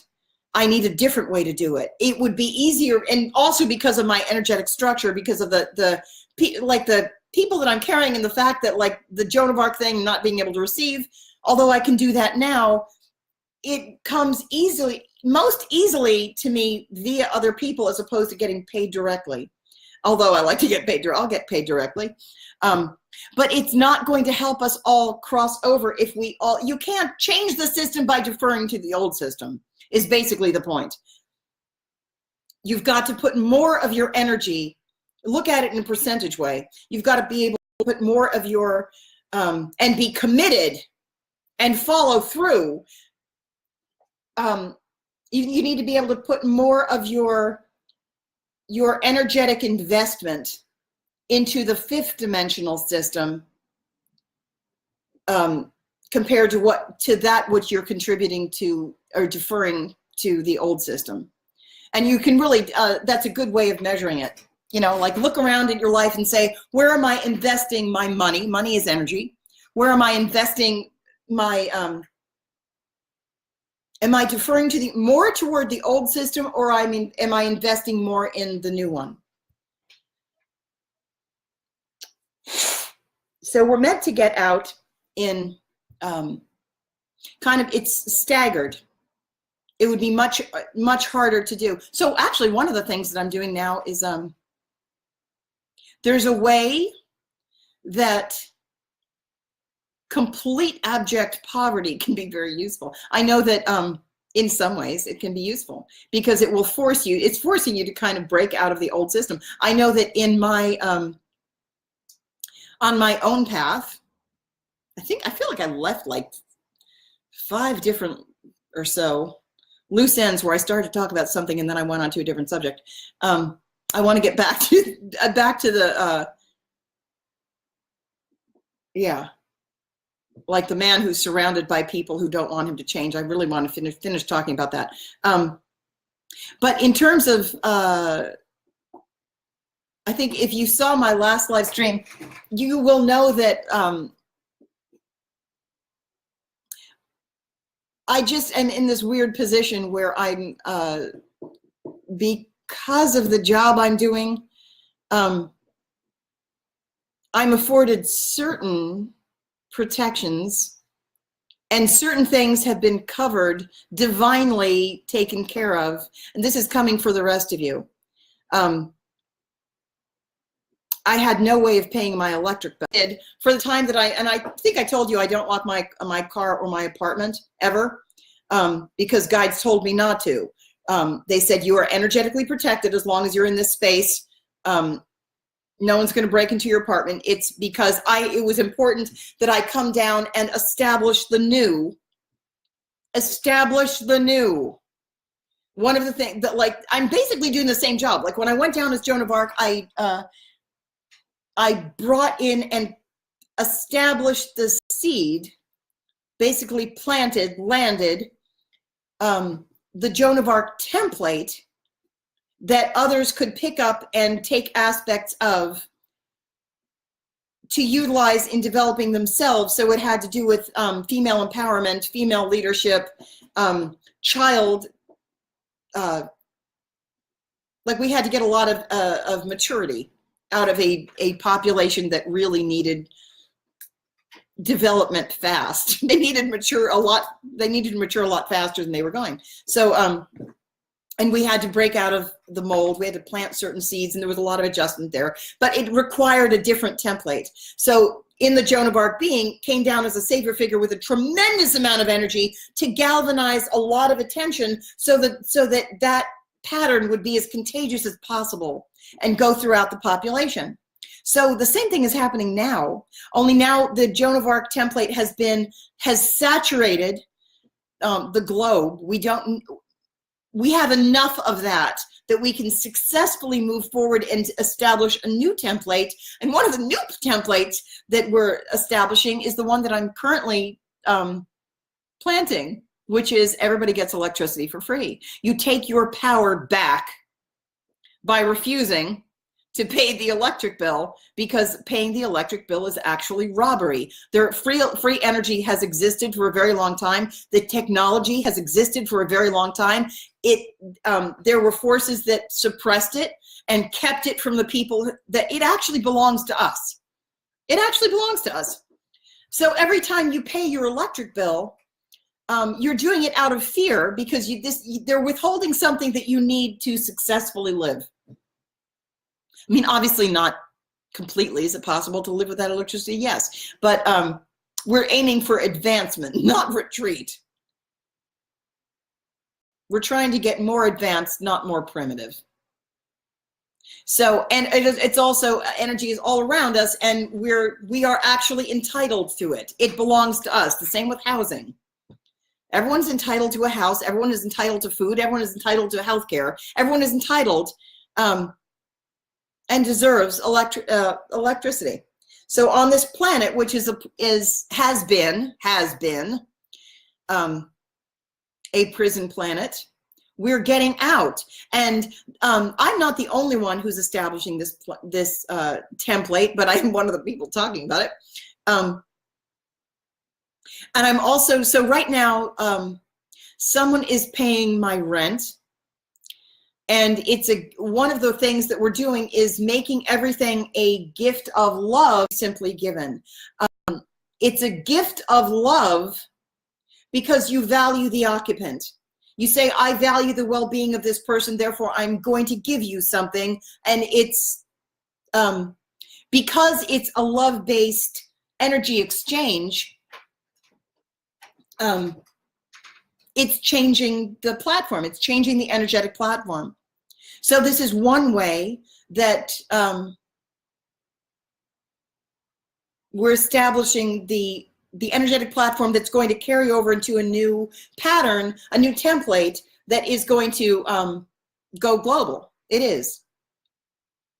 So I'm like, the position that I am in is one of, I go first. I'm like the tip of the needle. The same thing, like I called myself the horn of the rhinoceros one time, or several times, and that's basically what it is. By no means am I the sum of the beast. There are lots of us doing it, but I don't know why. For some reason, it's just my job. I'm just like extra pointy, and I'm somehow the emblem. Like Joan of Arc had the identity, and like Martin Luther King Jr. is like another one. It's like he was by no means is he the entire civil rights movement. But he is like the emblem. So Joan of Arc was like the emblem of that thing. And I'm hoping not to be the emblem this time, but I do know that it's my karma to do certain things. And because I still have a certain amount of integration, I'm carrying a certain amount of resistance to being in the public eye, working on it. I know I still have certain things I still have to do. So, and I also the thing is, I also have a lot of experience in this regard. So that's why, they say, will you do this particular job? And what are you going to do? Say no? You might want to. And so, I thrash. I thrash. A lot of us thrash. A lot of us who have been persecuted for being spiritual teachers or witches or whatever in the past, a lot of us, they say, hey, you want to do this again? We're like, fuck you. No, never, never, never. I had such a difficult time healing from this. I worked with Kate Loy for a year and a half. I had so much, also because I'm connected to so many other, I was carrying the group energy as well. So it wasn't only my own personal memories, which would have been a hell of a lot easier to deal with. I was also dealing with the millions and millions and millions of like witches that got burned at the stake, etc., heretics or people who had been tortured, or also, pedophilia, child, whatever, all of the things that the Joan of Arc identity had led to and was connected to was just massive. Millions and millions of people, all of that hostility. And I had to clear a lot of that, and I needed help. And Kate Loy really helped me for a year and a half. But when I first went to work with her, she had been told that I was coming, and she recognized me, and my session was gifted. She said, my guide said, I'm not supposed to charge you. They've been working. I've been given they've been honing my skills so that I can work with you because you have a very unique circuitry. Like, I don't know, had all of this circuitry connected to all of these different people and connected to the energetic construct that I was in with So I needed help clearing it, but I couldn't do it by myself. And I was also, you know, how it is when you're really purging a lot.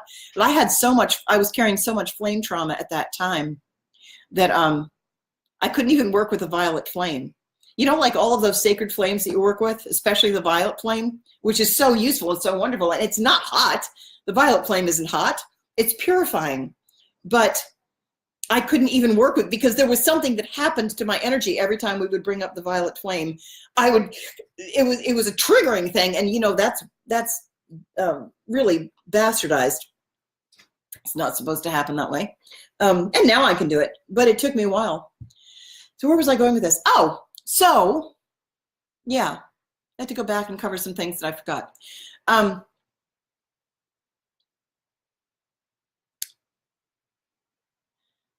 So a good leader doesn't want to remain a leader. A good leader will not create more followers unless, you know, unless it's a temporary kind of thing. What you really want to do is create more leaders. And that's really the circumstance that we're in now. Because what we need, going back to the man who is awakened and wants to go in a direction that where he expects a lot of backlash, or he maybe doesn't know how to broach the subject to his family, his peers, his friends, his coworkers. Maybe he's afraid to go near it or talk about that subject at all, because it's going, you know, he doesn't want to suffer a loss of respect, or doesn't want to,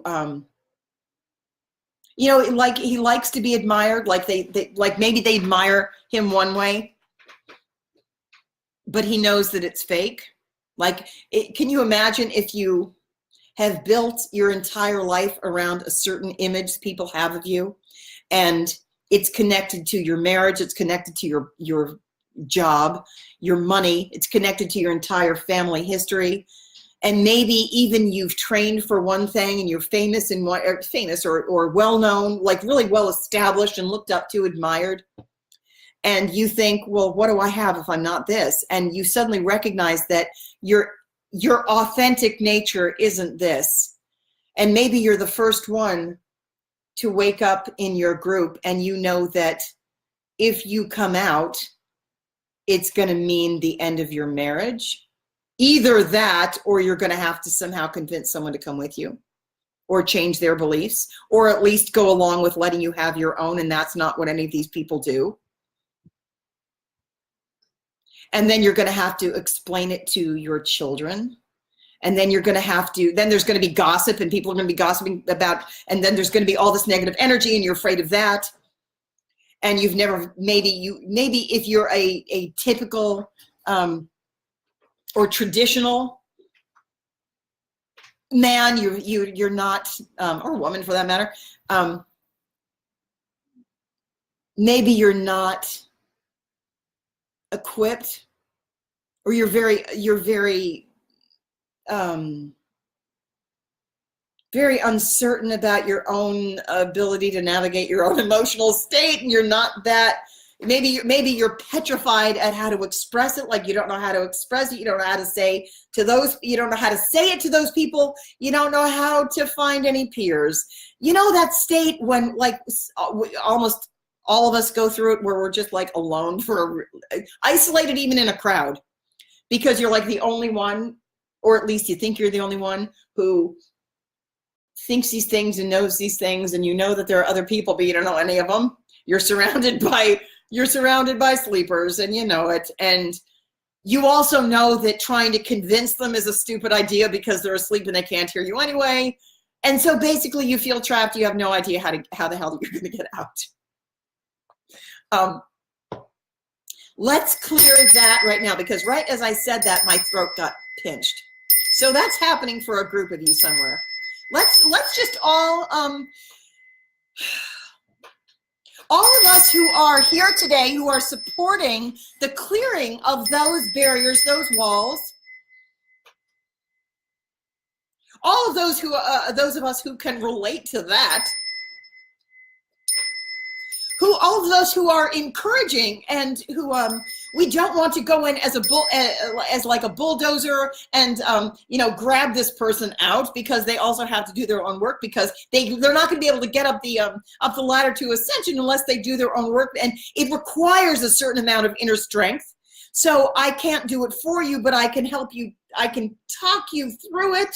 I can energetically hold your hand through the process. I can encourage you, because I encourage you. I really do encourage you. You're going to have to do it. It might suck, but you're up to the task. And I will say this: if you're in this group, let's all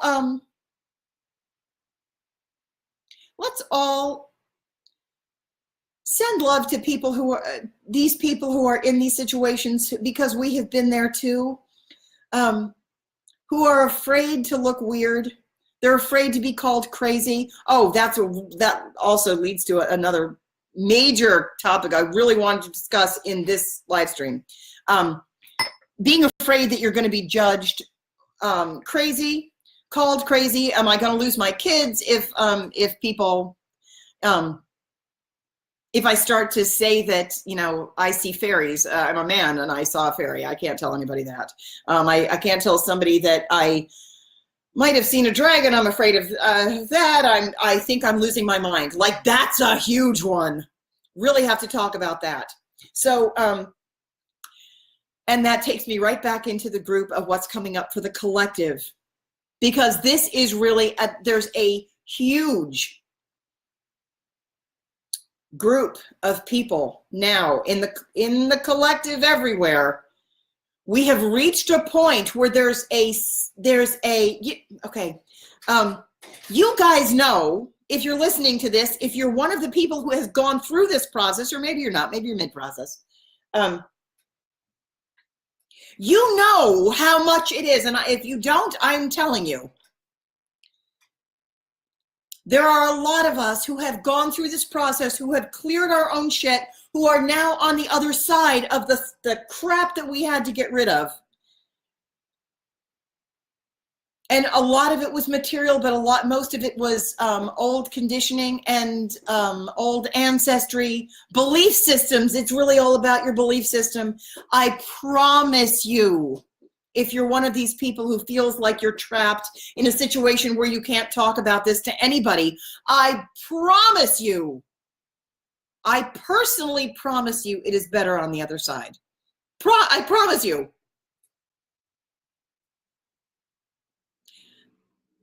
There's a point, and we still have a ways to go, but we're approaching the point. There's going to be a tipping point. I don't know exactly when it is, but I can tell you it's coming, where most of the people, we're going to reach a point where the majority of the people do know that dragons and ghosts and fairies and do talk to animals, do see dead people. The veils are lifting and everyone's going to see this stuff. The whole field of psychiatry is going to change completely if it even continues to exist. You're not crazy. There's yes, certain mental illness exists, but they're more likely at this point. The entire field of psychiatry is going to change enormously, and you're not going to be called crazy the way people automatically would call you crazy, or label you as schizophrenic or bipolar if you had these characteristics, or if you heard voices you were deemed crazy. Bullshit. That's called clairaudience. You're actually getting clear. That's one of the steps you're going to need to go through. That's happening more and more and more and more and more. So the way you can so going back to the man who is surrounded, who values his place as he wants to be admired, right? So that's understandable. And granted, further up the ladder, there's a place where you no longer give a shit about what anybody else thinks about you. You care very, very, very much for their well-being. You are a wise steward of them. But but you care for them, but not about what they think about you. That's really a place to get to. It's a place of wisdom. You know, you've accomplished, you've reached a certain level of accomplishment where you can love someone and care very much for their well-being while completely disregarding their approval at all. I don't give a flying fuck whether you approve of me at all. I'm going to make sure you get fed even if you hate me. It's like that. So, but the chances are that if there is someone like, let's say, a man who is still living basically there's within a third dimensional life and doesn't know how to get out of it. Doesn't see an easy exit. And it might not be an easy exit. That's the thing. It might not be easy, but there's still a way to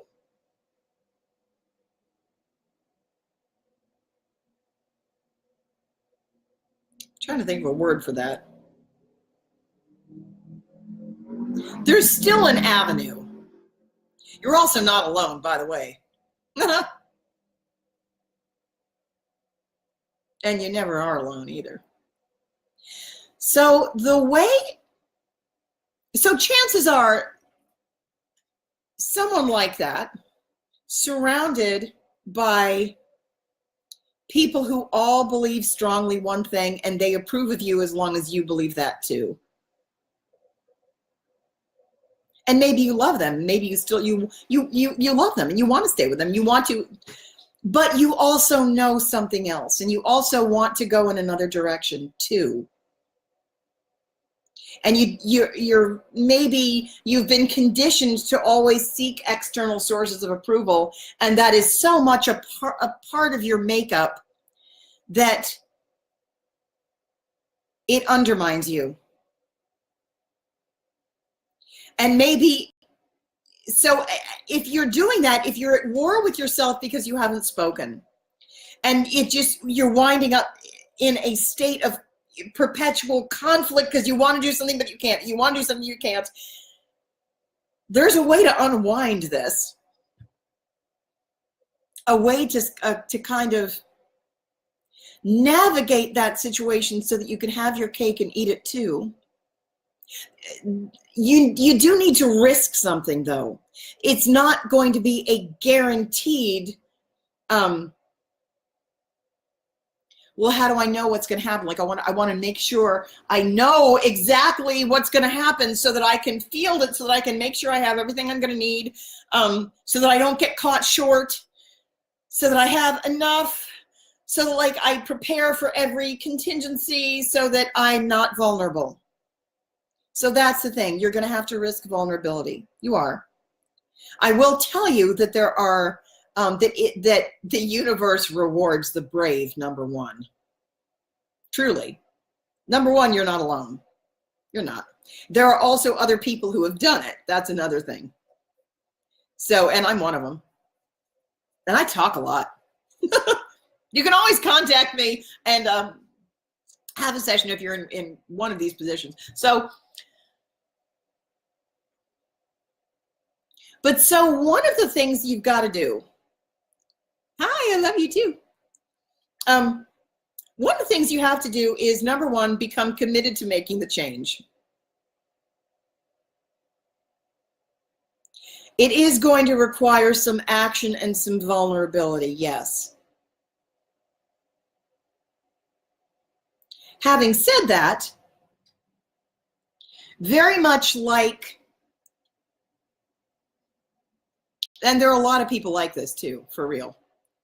So one of the things that we can do as a collective is connect with one another. It's kind of like those of us who know the way this avenue works, we need to kind of broaden the avenue so that it's made really clearer for those people who are just trying to find it. It's kind of like we have to band together and radiate a stronger signal so that it's much more obvious, so that it becomes a little more substantial Because people who are coming from the realm of physicality and the third dimension very often have an operating system whereby they want to see something that's solid before they step there. They can't always do it. Like, that's the thing. Like in the fifth dimension, because really what that is creation in reverse. And that's one of the things we're trying to get out of. The third dimension, you can't create something by having it before, because you have to make it in energy before it forms. So if you're waiting for something to form, to go up to energy, it's creating in reverse. You don't create from something that's already made. If you want to get to the realm of where you're really creating your own reality, you need to work in the realm of where things are still not non-solid. You need to work you need to work in the mental, emotional, and imagining realms to learn how to morph energy and bring it into a semi-solid state where you can have the experience of it, and that has to be as real as possible. But if you wait for something to be solid, it's too late. It's already made. And like yesterday, I know in my last live stream I was talking about changing something that's already made, because you can actually do that. But that's like, it's kind of like a much it's like a higher grade level. We haven't gotten there yet. What you really need to do right now, if you're in a position where you're surrounded by, three-dimensional, closed-minded or ignorant sleepers, where you're surrounded by sheep, this is your opportunity. So one of the things you can do, you're going to have to step into the role of being a leader, and what you already are, whether you know it or not. Because if you're surrounded by people who haven't woken up yet, and you have woken up, that means that you are a leader, whether you are willing to show yourself that or not. So I have news for you. Once you're awake, you can't go back to sleep. And your internal conflict, if you don't address it, is going to get worse, not better. And the worst thing you can do is try to suppress it further, especially if you're doing that using alcohol, or trying to fortify the walls so that nobody sees. The best thing you could possibly do is find someone who can lead you through it. You're not going to find that person in a traditional venue. Like for example, if you are beginning to awaken to the point where you're hearing voices, you're having past life memories, you're seeing beings, and not everybody can see them, so you think you're going crazy. I'm not a doctor, but I am a spiritual coach, and I will tell you, I don't think that psychiatry is the way to go. Because basically the rule of thumb is, don't go to someone who's heavily invested in the third dimensional reality for advice as to how to leave and go into a higher reality. You're going to have to rely on people who have already made this transition. There are relative to the number of sleepers, there are fewer of us, but there are more and more and more and more every day. So, and we wield more influence energetically, by a lot. Because the further up your vibration goes, it's not like it's actually physical. Like the fifth dimension isn't a different physical location. Nonetheless, physically, it's very different. And it is someplace that we're going. So it becomes a difficult thing to kind of package into language. Find yourself someone who is spiritually awake and does know. So for example, if you're going through a Kundalini awakening, Find someone who knows. That's why it's like we need all hands on deck right now. We really do. If you're on the spiritual path, whatever point you're in, help others who aren't there yet. Really. So if you're like this man who's surrounded by people who maybe they are very rejecting of people who do believe in God, or maybe they are very opposed to whatever, the awakening process, or they don't believe in that, and you're afraid that they're going to reject you, you should know that from an energetic perspective, you're stronger already. You're stronger than they are. Now, you may have a certain circumstance around you where you're like, this happened for me for a while. I was energetically very strong, but I also had a tremendous amount of dark attack because my light was seen to be very, very bright. And as a consequence, every dark force they knew what I was here to do, and I was pounced on like nobody's business. I had a tremendous amount of dark attack, and some of it was my own terror. And I was it's like my job came back to me, and I knew what I was here for, and I didn't want to do it with such. I was so terrified of that. It was so automatic, and so I was a match to fear. I was a match to more fear. So fear was like, "Hey, we'll join her." But then there was also a lot of other beings, saw me as a food source, and also really deliberately attacked me because they didn't want me to do my job. So one thing I will say, I'm not without sympathy for people who are surrounded by influences that seem like it's too strong for you to do alone.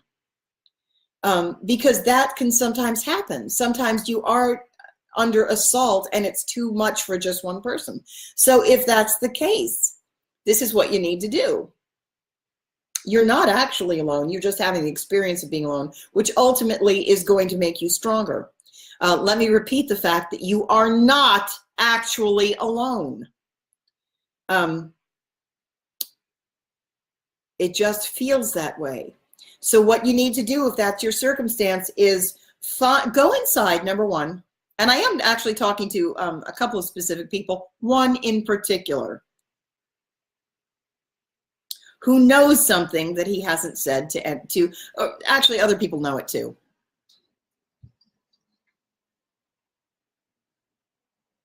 What you need to do,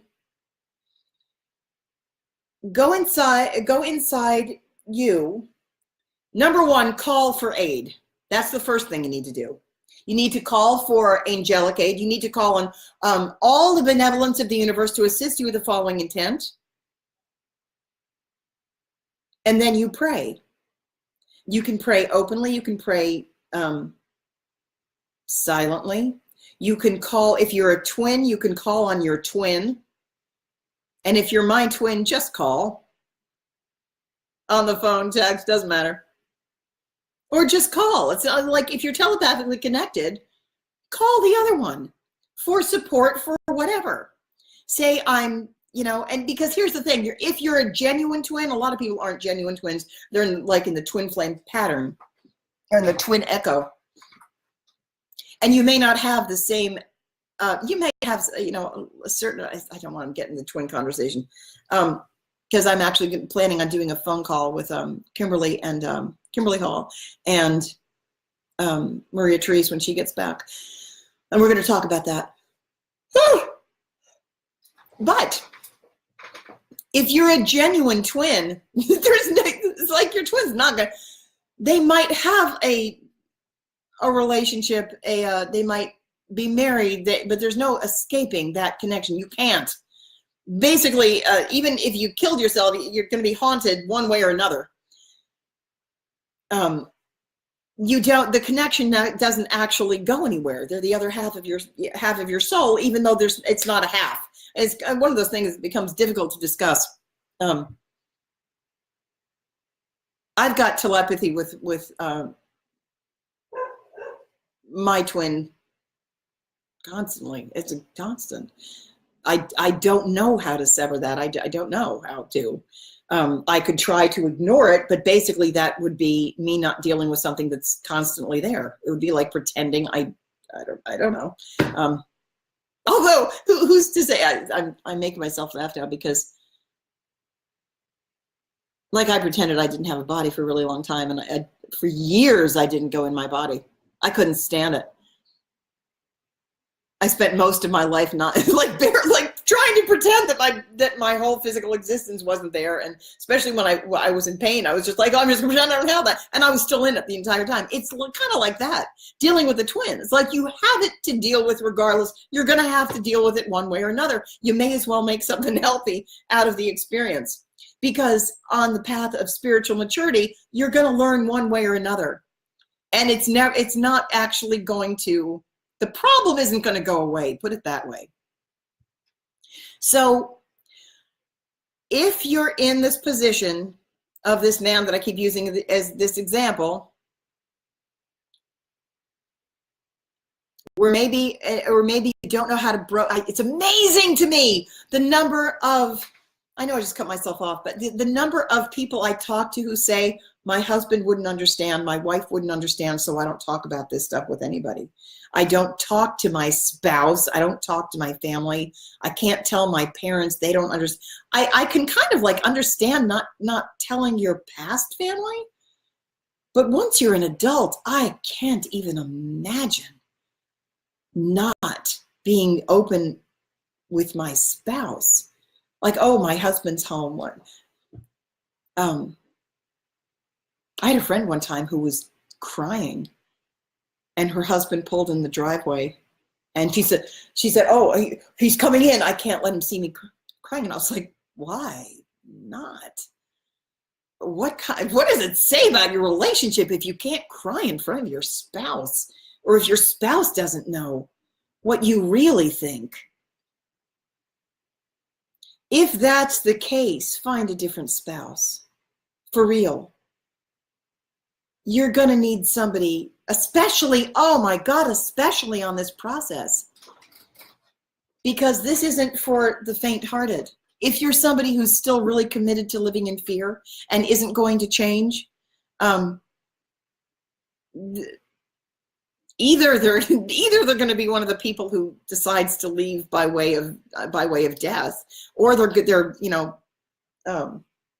begging for a tower moment. You know, the tower in tarot cards, the tower is the massive upheaval that's unexpected.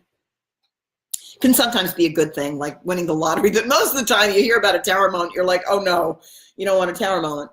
That's like when you've pushed the envelope too far, you've ignored the universe, all of the hints that you were supposed to be going in this one direction, and you pretended and you didn't know what to do, and so you waited and did nothing, and then it leads to, like, you can't stretch this any further, and you get a collapse you get a major upheaval that's very unexpected, but can also be very freeing. But it's basically like it's something that puts you back on your path. And if you're still not listening, you'll get a series of towers until you do what you were, because really the soul's rules are the ones that trump everything.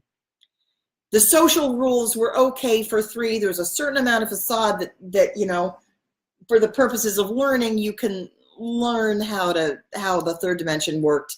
But really the time for truth is here. So you're going to have to, you can't ignore that anymore. So what you're going to have to do, how many times have I said this without saying it? You're going to have to step into the role of leader. You're going to have to find your bravery, find your courage, and speak to the people that you have been avoiding speaking to. And there's a way of talking about it and saying, this is what I want to do. And here's the thing. If you don't tell them what you actually want, you're never going to get it. If you do say, this is what I want, this is who I am, number one, you're loved for who you are. You may not be loved by those people. And in that case, those aren't your people. But there are people who are waiting for you to show up as you. And you really need to go and be surrounded by the people who love you for you, not for what you were pretending to be. And I know that there's probably a portion of, like a lot of people they like that facade too. And you really, it depends on, so you can keep a certain amount of it, a certain amount. It's like, not like your entire, although I was going to say that it's not like you lose your entire previous life, but a lot of people do. A lot of people do. Basically, when you wake up, you realize how much better it is to be real, how much joy there is, and you don't want to go back to what you had before, even though you loved it. You loved it at the time. But a lot of times it's just fear and attachment that's keeping you there. And on the other side, there is freedom, and there's actually a tremendous amount of security that it feels very stable, very unstable at first when you leave, until it's like anything else. It's like when you realize that actually something was actually there for you, like, oh, thank God, it was just an invisible stepping stone. I didn't see it. I didn't trust it until my foot went down on it, and then I was like, oh, it's actually solid. And the rest of us were like, yeah, I know. That's what we were trying to tell you. It's really much better. And there's just a way to work it. So, but it's going to require that everyone's going to have to step up. Everyone in that kind of space is going to have to, number one, face the truth about themselves. If you want to leave, you're going to have to actually do it. And in order to do that well and manage it with the best outcome for all parties, you're going to have to verbalize it to the people that you live with. You just are. And in that way, so the way you manage it is to step into the role of leader. And if you're a leader and you know that, you have to really know that about yourself. Step up. Here's the thing too. Don't let the babies drive. So, when we talk about, it's one thing to want to make everybody happy, and that there's value in that, where you want everyone to be well cared for. And so and very often, especially light workers, we want to make sure everyone's happy. So we see who needs what and what can we do and how can we help. And we just wind up serving ourselves to death often if we're not careful. Or we wind up taking from ourselves to give to others, which has benefit, but not if it kills us, not if it kills our soul, not if we live our entire lives miserable because we're being fake. That's true of everybody. You deserve to have what you actually want. The truth of yourself deserves to be honored. That's called self-love. And everybody in the fifth dimension has learned that. And we're all about making sure that you are honored for being who you actually are. I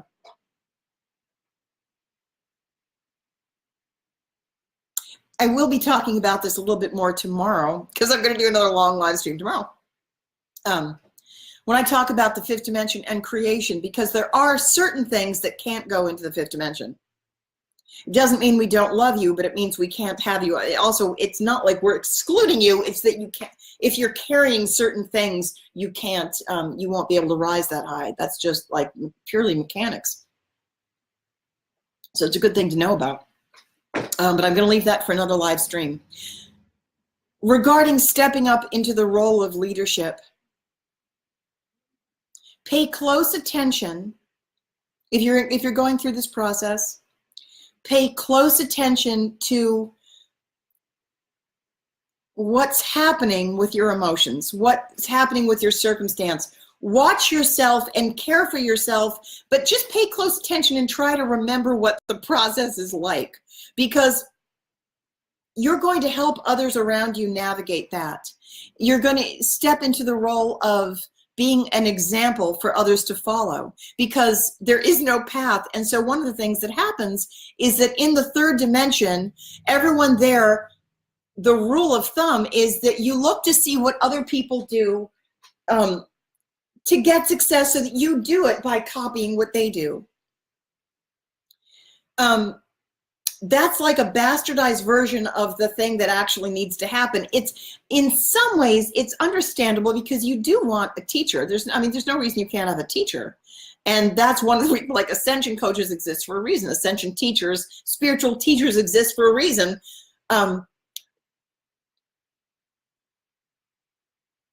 But you don't get to that level by not having gone through the process, which is about meeting your darkness, losing everything, going, holy crap, what am I going to do? And like clutching for answers by looking for somebody else. Ultimately, you have to learn how to do it yourself, of course. But in the process, believe it or not, you have learned how to navigate all of this crap. And so now it's going to be your job. Pay attention to what's going on with you, because you're going to need to help the family, like the people that you love that are around you. It's on me. What is on me? Hang on. It's like, oh, there it is. There's a hair on these glasses. The people that might disapprove of you, or might, shun you or reject you. They also might, if they really love you, they'll follow you if you're setting a good example, and if your energetic influence is going to affect them. Oh, here's the other thing I was going to say. Very often, a lot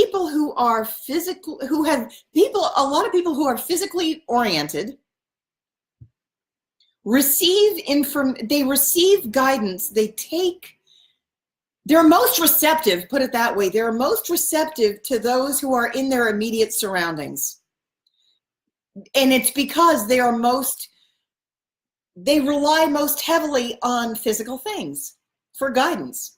So they're going to be most heavily influenced by other people who are there with them physically. They're going to be heavily influenced by their physical surroundings.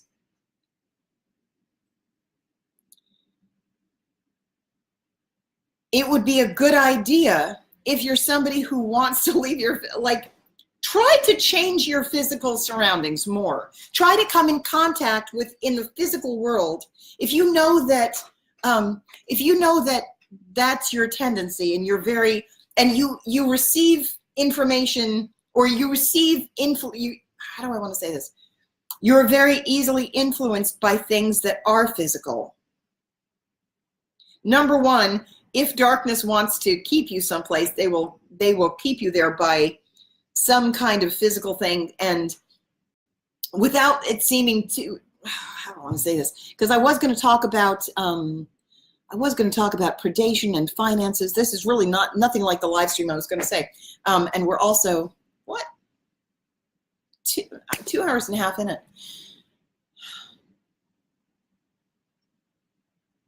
You're going to need to change your physical environment, or at the very least, go towards something physically that carries the higher vibration, and start to do that so that it's merged with your physical life, because that's how it reaches, the influence is going to reach you most. If you're somebody who's very physically oriented, somebody like me is less influenced by the things in my immediate surrounding, and I'm much more influenced by energy. So what was I going to say about that? Basically, if you find yourself in that position, step into your role as leader and do it with authority. And you may be surprised at how many people follow you rather than reject you.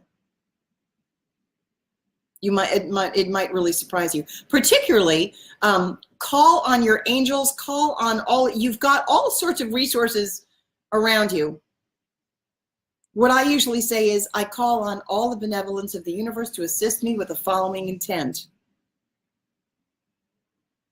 And then you're fortified internally. You can also sometimes call for protection if you need to. I wanted to talk about, I was going to talk about entity attack, dark attack. I might wind up saving that for tomorrow. But here's one of the things that I think I started the call with this, and now 2 hours in, I'm just getting back to it.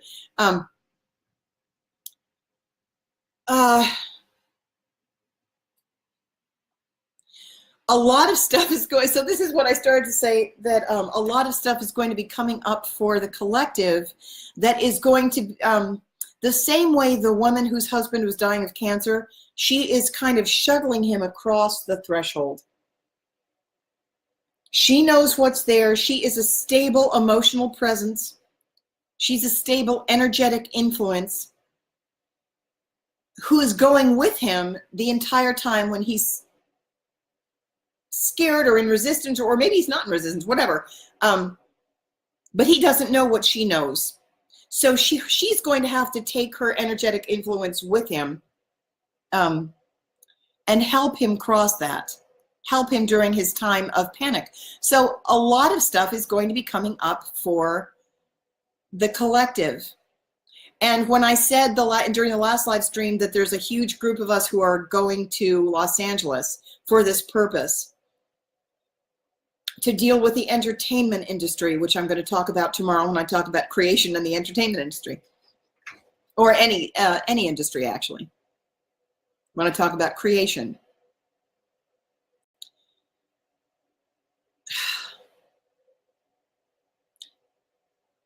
I would like you to hear what I'm about to say without imagining the worst case scenario.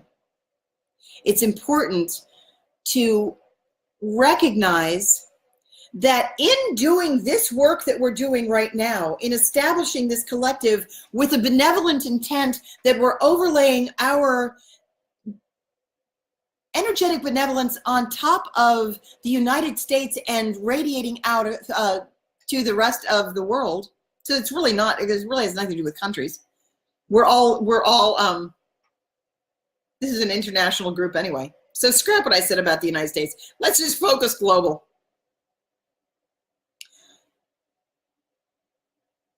We're spreading and connecting our loving intent throughout the surrounding and permeating the earth with the intent to calm all fear, any and all fear that may arise from anything that may be disclosed, or in times of shift, times of loss, times of death, times of grief. There are those of us who have made it on the other side, who are walking with you the entire time. And this too shall pass. The reason that we need as many people as possible to help usher the scared people. They are spiritual children. That's basically the thing that happens. Those who are spiritually mature are the spiritual adults, and we need to be there to cradle the spiritual babies. They might be older than us in biology. Like I know my father was older than me, but he was a spiritual infant.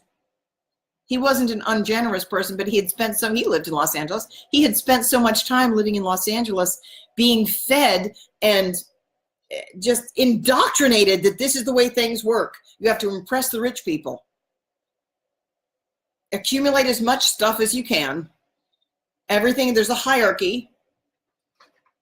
And it's important to get, competition is there, and you have to compete. And then you have to be on top. It's better to be on top than on the bottom. He was also a misogynist. Didn't respect women's opinions, not one bit.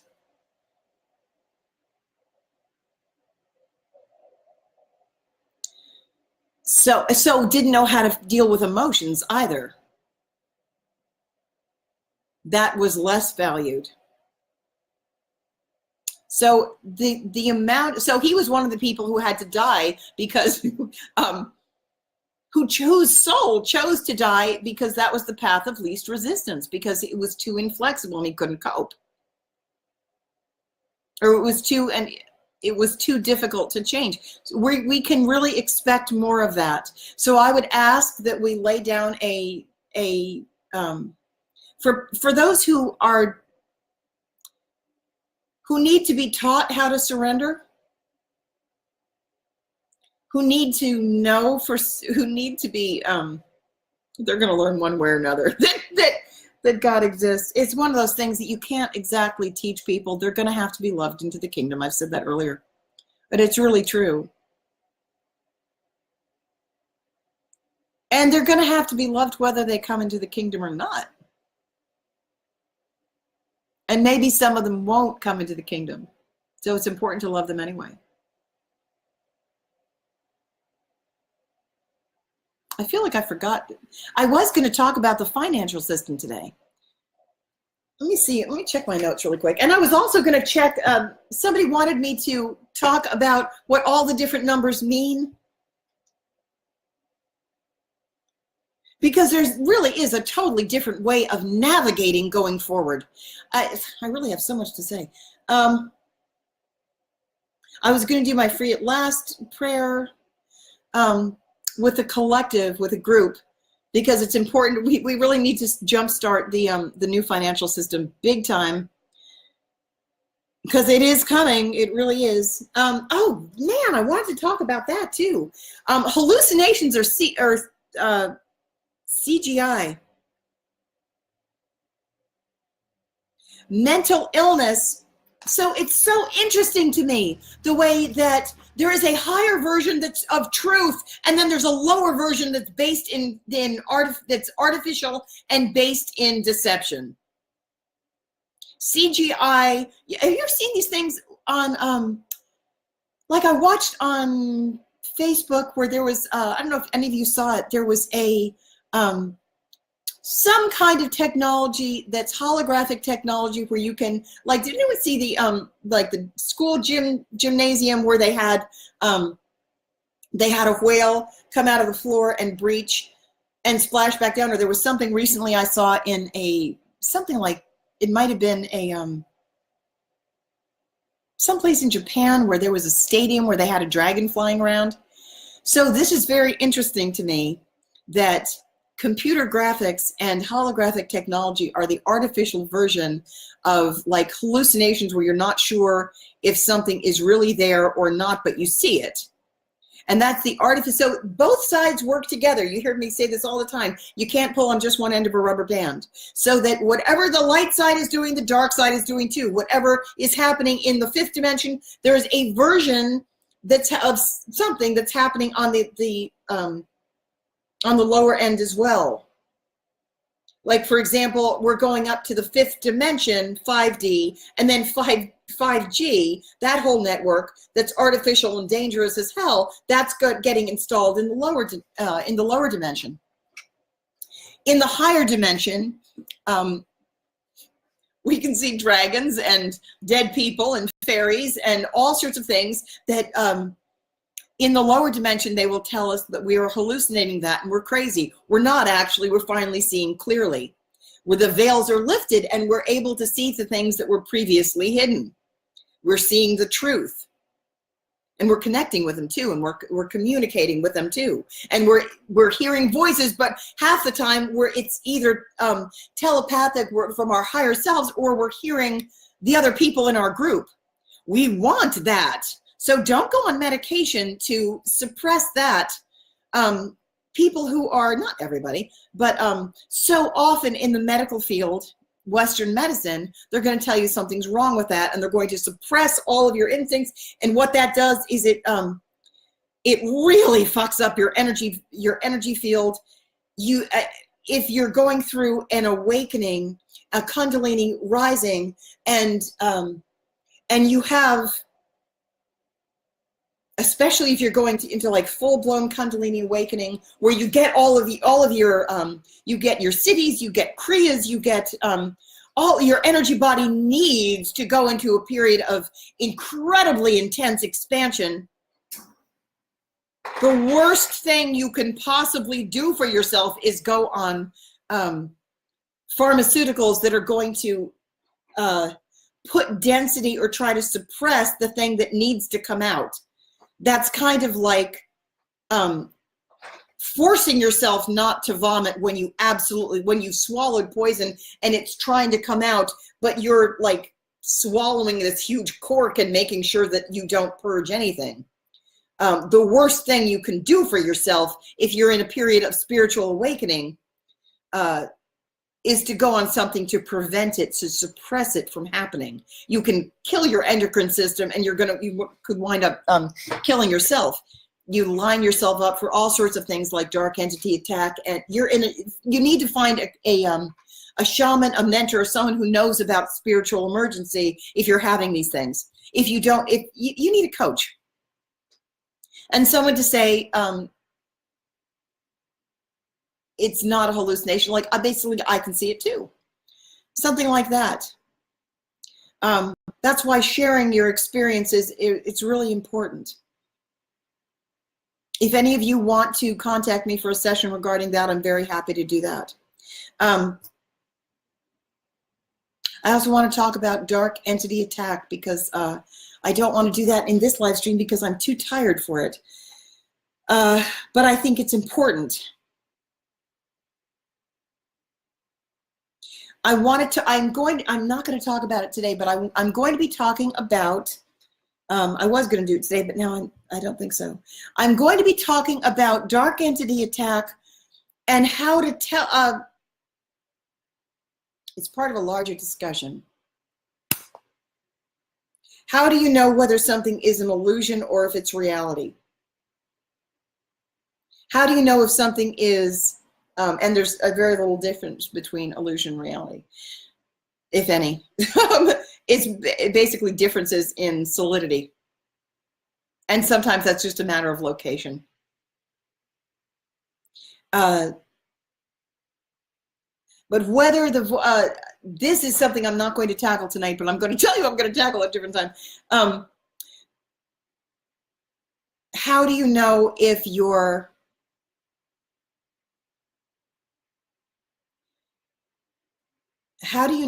what you're hearing is a demon or an angel or your higher self, or is it benevolent or is it evil? Is it tricking you?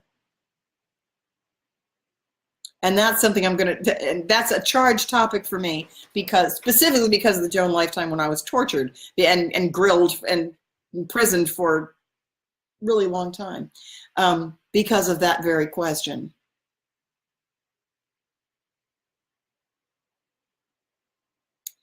You may never be able to convince anybody else or even be certain if you're trying to identify an external source and say, what are you, good or bad?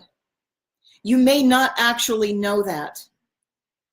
Number one, if they're evil, they're going to lie to you anyway.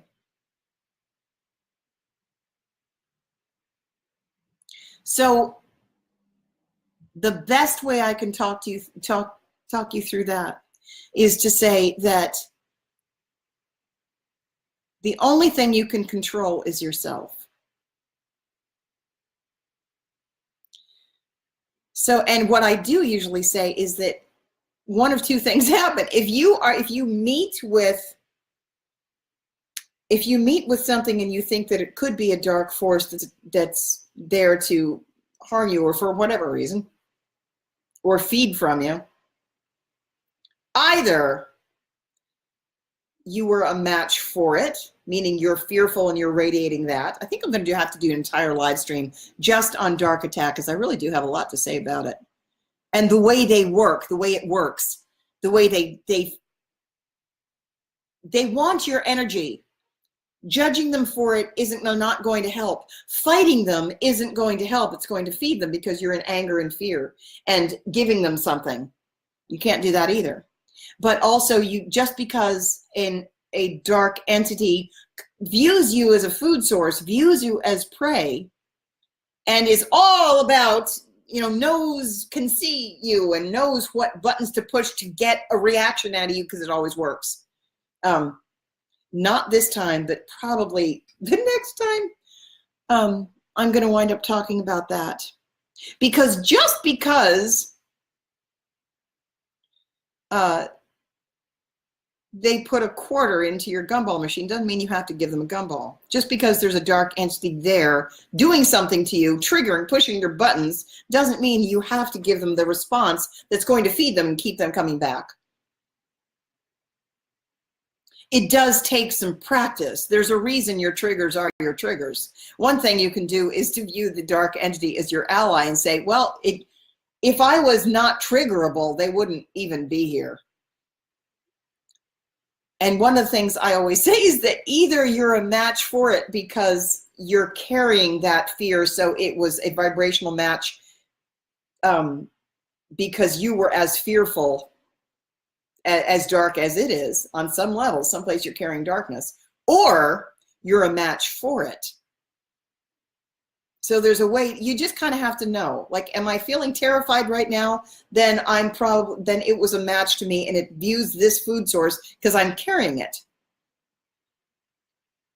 It's an important thing to know about yourself. That's why self-inventory, self-inquiry is all of spiritual growth begins when you have to deal with your own shit. What am I carrying? Where am I terrified? Where am I angry? What darkness do I not want? What am I containing that I would rather not deal with? What makes me squirrely? Where am I not forgiving? Where am I angry? What else is there? What else is there? Resentful, jealous. What's in there that I don't like? And how can I deal with that?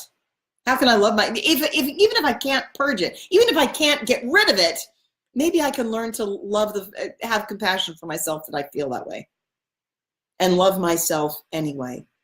Love myself even though I'm flawed, even though everyone around me is saying, you do this, you. What if they're right? Can you find a way to love yourself even though? Challenge yourself to do that. It's hard. It's hard work. It's worth it though. And there's also security. There's a great deal of security and tremendous amount of love. And you're not gonna, if you make it to the side of all the worst aspects are all in 3. All of that polarity and the fighting and the conflict that just repeats, and the negative karma and the predation, the manipulation, that's all in lower dimensions. So it's just a matter of getting as many people as possible up to the higher, but you can't take the lower with you. So we're going to have to find a way to deal with it. So there's going to be a lot of fear that's coming up from that's going to come up from the bulk of the population. Have we crossed a lot of people over? Yeah. But a lot of people are still in lower dimensions, and a lot of people are still not even woke yet. So when certain things happen, can you imagine what would happen to the percentage of the percentage of the fear on the planet? The fear, the terror, the whatever. You know how difficult the awakenings were on an individual basis. What do you expect? What would you expect when? Because like those of us who awoke to begin with were like the thin crust. Relatively few of us went first in kind of the first wave. The second wave is a lot bigger. Granted, we cut through the hardest of the density, like we cleared for the collective. There's been a tremendous amount of help, but there were fewer of us. The second wave is bigger. And collectively, when stuff is disclosed, or I should say finally seen, if you're somebody who has, imagine yourself in their position. If like those of us who went first, most of us who were on the leading edge have at least had a spiritual background or interest, or we thought that God was there. So we were willing to do the work initially. We kind of got there first. But the second wave, these people, a lot of them, have been sleepy or have been conditioned or didn't believe in God to begin with. What do you think their response is going to be if they are walking down the street and they suddenly see, dead people or a dragon, or they suddenly see something and they think they're having hallucinations, they think they're going crazy, and they're terrified that they might, what's going to happen if I tell my family? They're afraid to even tell their family. And if they go to the hospital, do I check myself into? It just brings up a whole new levels of fear. Because a lot of times if you do say that, like this totally happened to me, I was taken to court and put on trial in this lifetime with my post-traumatic stress from the Joan lifetime, having to do with court and hearing voices, etc. And I was taken to court, and they tried to take my kids away from me, said I was unfit mother because I thought I was Joan of Arc, so I must be crazy. And I had to be, they made me take a psychological exam, and it went on for years. And originally, before I did lose my kids before I got at least one of them back again. And I told the truth the entire time. Well, Calico wanted to live with me, but Cricket, I haven't seen Cricket now in I think 3 years. And I told the truth.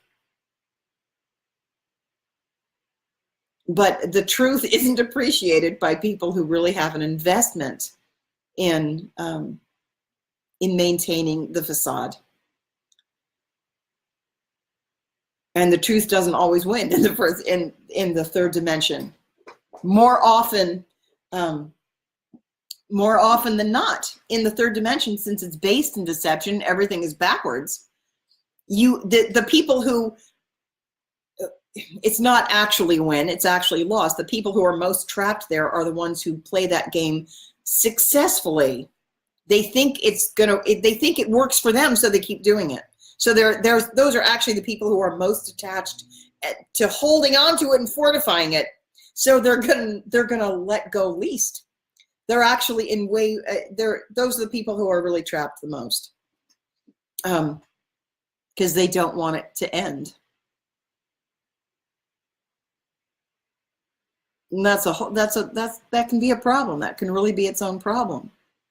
And then when they find out the truth, they're going to be the most terrified, because suddenly they've got the most to lose. They're usually the most attached. And then when they start to wake up, that's a whole new realm of terror, or can be. But the next wave, we just have to work person by person. So basically the upshot is keep connecting with the people that that are your spiritual allies. We're all here in a group. Reach out to one another. And then it's important, you don't have to go out and proselytize or sell your own viewpoint. But what's most important is to wear it in a state of being fearless. That's really what you need to do. Just wear yourself and your own truth normally in a state of being fearless, and just openly and calmly say, this is what I know. I see that you're doing this other thing, but I don't really care what you're doing. But what I'm doing is, I know exactly, our planet is in a state of ascension, and I see fairies. How much fear comes up in you when you imagine, if you see fairies? I'm not saying you have to lie about it, but something like that. Another good question to ask yourself is, what's your biggest fear? What is your biggest fear? It's an important thing to know about yourself. And is there anybody in your life that you can actually expose that to? Can you talk about that with anybody? For real? Like, no shitting. Find somebody. It's important. Also, the other thing is, if you're not brave enough to do it, you're going to have to do it anyway. So you may as well like claim it and run with it. Okay, so there are kind of two camps. The people who really, really, really are spiritually immature and totally can't do it, and won't be able to do it. Like, God's not going to damage you. So like, here's the thing about karma. The way karma works, which I really am going to talk about karma another day. I don't want to get too much into karma, but I do have a lot to say about karma, and it's cool. Like, I learned stuff about karma when I woke up. I shot out of my body, but I also saw when I shot out of my body, I saw things about karma. It's unusual, and I think it's because I wasn't dealing with only my stuff. Like, you know how you get the life review when you die, you get a life review. But when I shot out of my body, because you always hear me say this, I'm a group, not just me. I did get my own past life memories, but I also saw everybody else in my group that I came down with. I saw everybody else's stuff. I saw all of their past life histories, all of their Akashic records all at once. And then I could see the karmic patterns and what was playing out. And it was fascinating. Like, that was one thing that I wasn't scared there at all. I was fascinated with the way that worked. And then I really am going to talk sometime about my own awakening process and what I learned, the mechanism by which things happen. Because sometimes when you think of karma, the way it's traditionally discussed, it's thought of as a punishment. And I can tell you nothing could be further from the truth. There is a loving, benevolent. Karma is so benevolent. It's just magic the way that works. The care. And also, it was so unbelievably subtle. The balance, it's just cause and effect, but it was so subtle. It was so, the thing about karma is that it's all geared toward your development, your spiritual maturity. So you're not going to get a lesson. You're not going to get something that comes back to you unless you are spiritually mature enough that experience would benefit you and you would learn from it. And I remember I heard something. Who was it? Was it David Wilcock one time who was saying that one time he did a past life session with somebody where he saw that someone had been in a Roman Colosseum who had been giving a thumbs down so that somebody who wanted somebody to, I guess they were laughing while somebody was mauled by a lion. And it wasn't until like a recent lifetime that they experienced the karma for that, because it took them that long of all of these different lifetimes before they were spiritually mature enough so that they would actually gain something from the experience, gain the compassion necessary. You know, you're not going to get, if a lesson is going to flatten you and it's going to traumatize you further, where it's not going to cause you any benefit, it's going to cause you harm, you're going to miss the lesson and you're just going to be further traumatized. It's pointless. So you're not, even your higher self is not going to give you back that. It's not going to come back to you until you're prepared to learn from it, until you're able to learn from it. It will come back to you, though. That's the thing about that. So it's not, so sometimes, like, have you ever been around these people that they're like, oh, karma's going to get you? And I want to be around to see it. It's kind of like they have this idea that they want to be around to see how God's going to punish that person with their own karma. It really doesn't work that way. There is a cause and effect, though. Absolutely. And whatever seed you plant, does come back to you expanded, because whatever you plant is a seed, but then it grows. So by the time it comes back to you, you're going to receive what you sent out. But there's actually really an exquisite beauty to it as well. And I'm not going to go into the entire story. Did I see that Nancy Rosen, sometime follow my other live stream, because I was actually going to, talking about karma specifically. Oh, not your karma, my karma. I was going to talk about something that happened when I was a teenager relative to karma. And it has to do, actually, Nancy Rosen is in that story. So stay tuned for the next one. I'll tag you.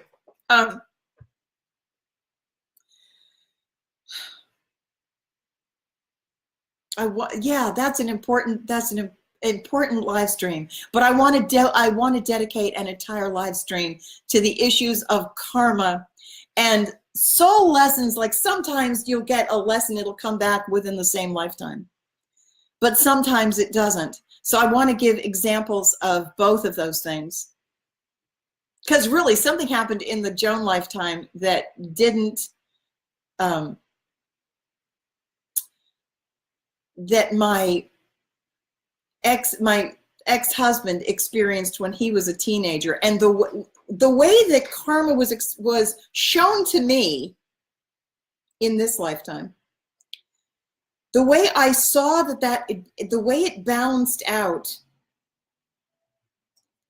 the way that was the love and the care, and also the nuance, just the sheer nuance of the way that worked. Like, it just bent my head that it was so subtle and so incredibly compassionate. It's just here to teach you compassion. It's not ever, ever, ever about punishment. It just seems that way. Again, you see it through your own eyes. You see it through the lens, the lens of you. So however you are, you can see the compassion in that and appreciate it. But sometimes it just takes somebody else to say, you know, there's another way to see that. It's really not about punishment. Maybe you could look at it this way. And then you offer somebody a different perspective, and maybe they will be willing to change theirs a different way. It can sometimes happen. It happens a lot. But energetic influence is really everything. And you don't have to go chase people around so that they agree with you. Get them to agree with you. Really, your energetic, peaceful presence is just going to radiate a field, and you can change everything around you. All right. I think I've had enough for tonight. I'm going to do another one too. I might even do two, because I really do have about 4 more hours at least of conversation. I'm going to talk about dark entity attacks more. What you create matters. That's going to be in the next one. That's tomorrow. A prayer for those afraid to speak to their relatives, because that's a big one that's coming up a lot lately. Oh my gosh. In my sessions, I'm hearing that over and over.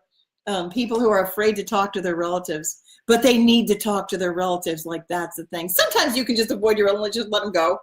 But then there's sometimes the ones that are having problems are the ones who are living with, like, I believe this thing, and how do I am something inside, and I don't want to tell you what it is. There's a lot of people that have been coming to me lately. Oh gosh, and then I also want to, maybe I can get Jen Fleming on here. I'm going to talk about Jen Fleming. Hang on. Oh, I'm going to talk to you about that one. I don't know if that's next live stream. And then we also have to talk about the financial system. Okay. I was going to do financial prayer. There's just really, look at this. This is just, I've got more over here. There's just really a lot to talk about. All right. Tomorrow's Sunday. That gives us the whole day. And then what I'm going to do is kind of, I'm going to put them all on my YouTube channel, The Ascension Arc. You can go on YouTube and catch up on all these things you missed. If you have any questions, you can go on my wall on Facebook and say, would you address this and this and this? Granted, A lot of people have asked me questions. I haven't gotten to them yet. I brought my book out and now it's kind of too late. I'm too tired, but I'm going to go over numbers. I'm going to try and do it because I know I made a promise. I'm going to try and do this one in the next live stream where we talk about numbers, number sequences, and how to read signs and synchronicities that are going on all the time. Because there is really an entire language. Sometime I've got to organize this material so it's better. Okay. It's not going to be today though because I'm tired. But I love you. I love you, love you, love you, love you, love you, love you, love you. Feel the truth of that. Okay. I'll see you tomorrow.